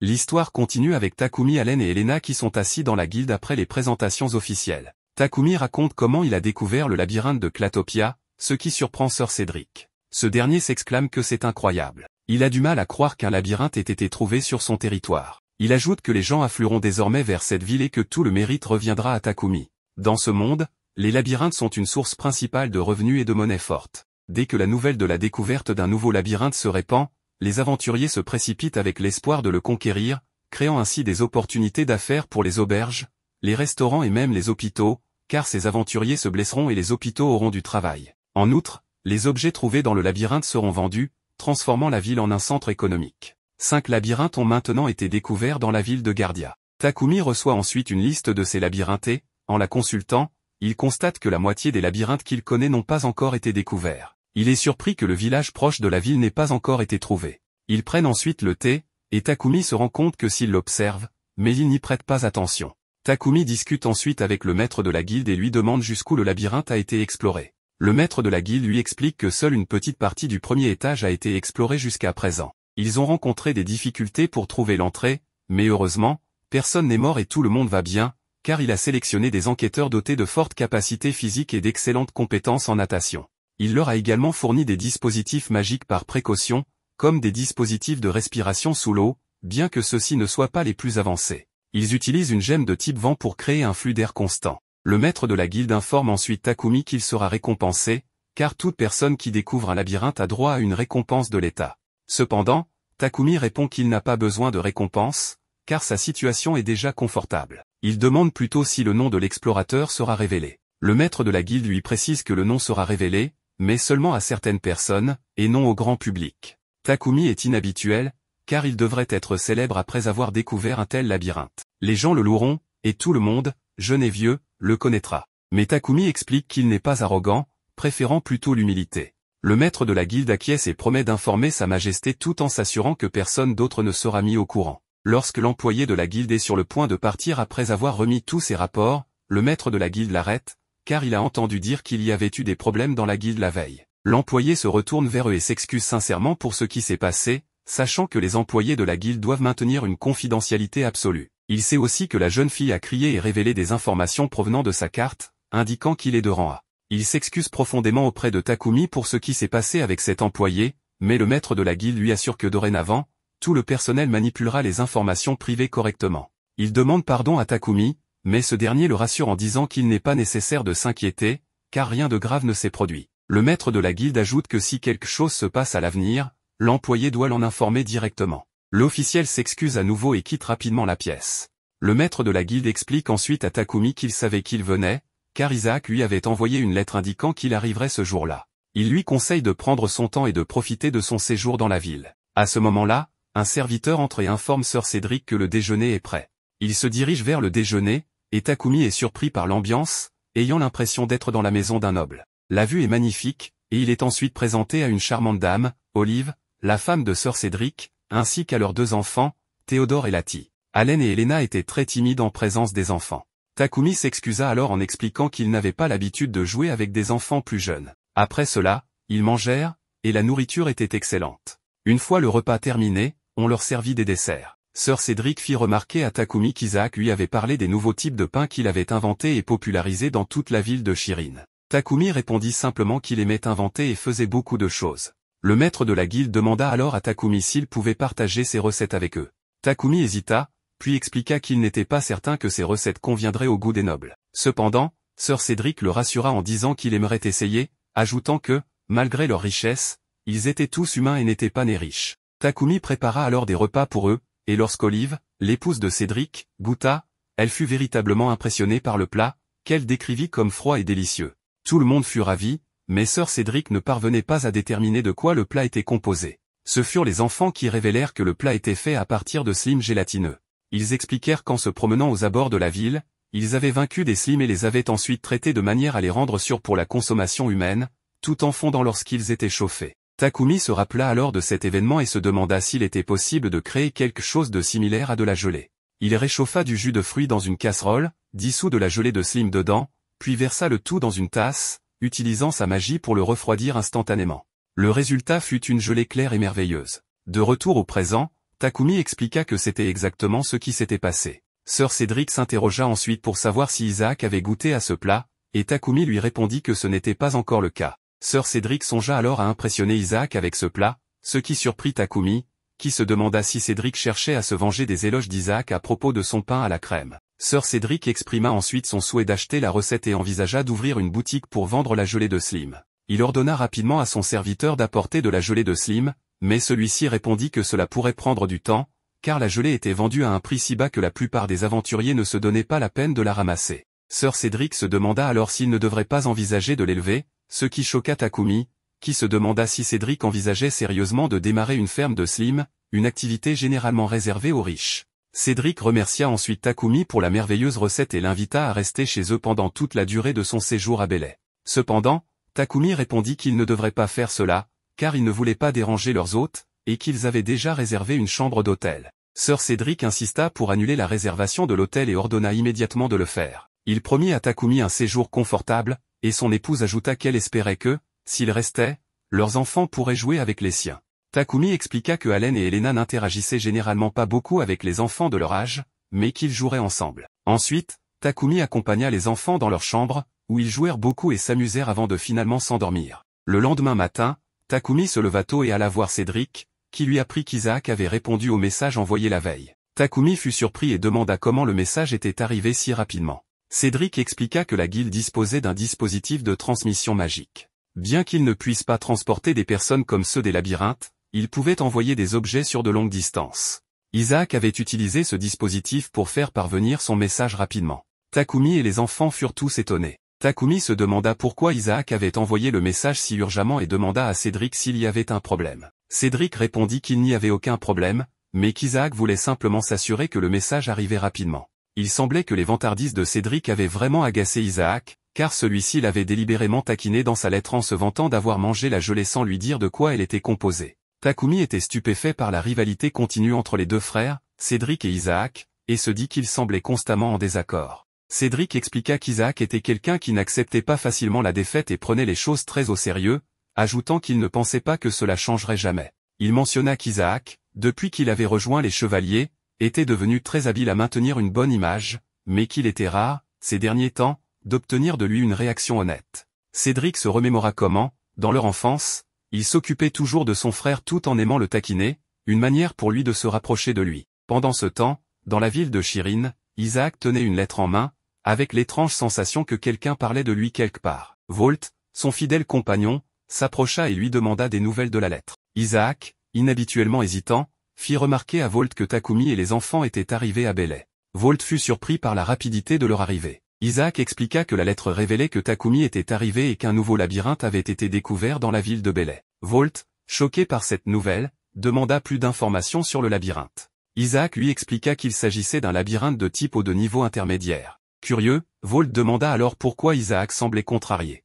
Isaac répondit qu'il était contrarié parce que c'était Takumi qui avait découvert le labyrinthe, reconnaissant que les labyrinthes étaient difficiles à trouver, mais admettant qu'il ne devrait pas être trop surpris par cela. Isaac partagea ensuite une inquiétude supplémentaire, craignant que le roi ne convoque la personne ayant découvert le labyrinthe, et que sa majesté appelle probablement Takumi et Cédric à la cour. Il rappela à Volt que les événements survenus dans la forêt de Gaïa, ainsi que l'incident des esclavagistes, avaient probablement déjà attiré l'attention sur eux, et la découverte d'un labyrinthe ajouterait encore à cette attention, rendant toute évasion impossible. Volt fit remarquer que Takumi pourrait rapidement devenir le sujet de conversation du royaume. Voyager avec des enfants le faisait déjà remarquer, et s'il finissait par agacer des curieux, il pourrait facilement décider de quitter le royaume pour de bon, ne semblant pas particulièrement attaché à ce dernier. Isaac reconnut que, si Takumi partait, il perdrait une puissance de combat considérable. Il pensa qu'il devrait peut-être demander au commandant Volt et à leurs alliés d'envoyer une lettre aux chevaliers de la capitale pour prévenir cette éventualité. Il ajouta ensuite qu'il trouvait cette gelée vraiment intéressante, un nouveau genre de dessert que Takumi avait dit être délicieux et qu'il avait obtenu la permission de transformer en une nouvelle entreprise.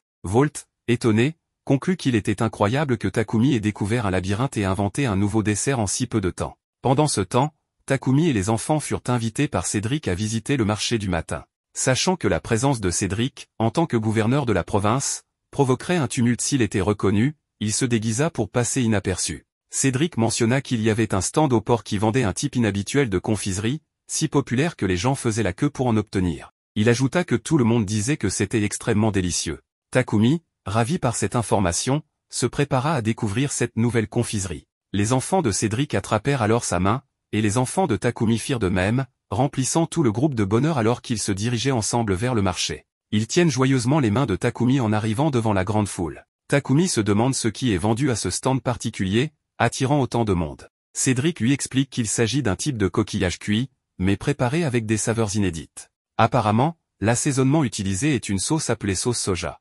Lorsque le cuisinier du stand remarque Takumi et son groupe, il les invite à ne pas faire la queue, car c'est Takumi lui-même qui lui a appris à préparer ce plat. S'avançant avec curiosité, il goûte la nourriture, et Cédric est impressionné en apprenant que la recette a été élaborée sous les enseignements de Takumi. Alors qu'il savoure le plat, Cédric, intrigué, demande à Takumi ce qu'est exactement la sauce soja. Takumi lui explique que la sauce soja est en fait la sève d'un arbre rare qui pousse dans les labyrinthes. Intrigué par cette découverte, Cédric exprime son désir de visiter ce labyrinthe prochainement, une idée qui enthousiasme tout le groupe. Après avoir goûté la délicieuse nourriture, ils continuent leur exploration du marché, s'arrêtant pour acheter de la pâte de haricots rouges, un ingrédient utilisé pour préparer des gâteaux traditionnels à base de haricots. Takumi, curieux, demande alors aux enfants de Cédric s'ils connaissent ce plat.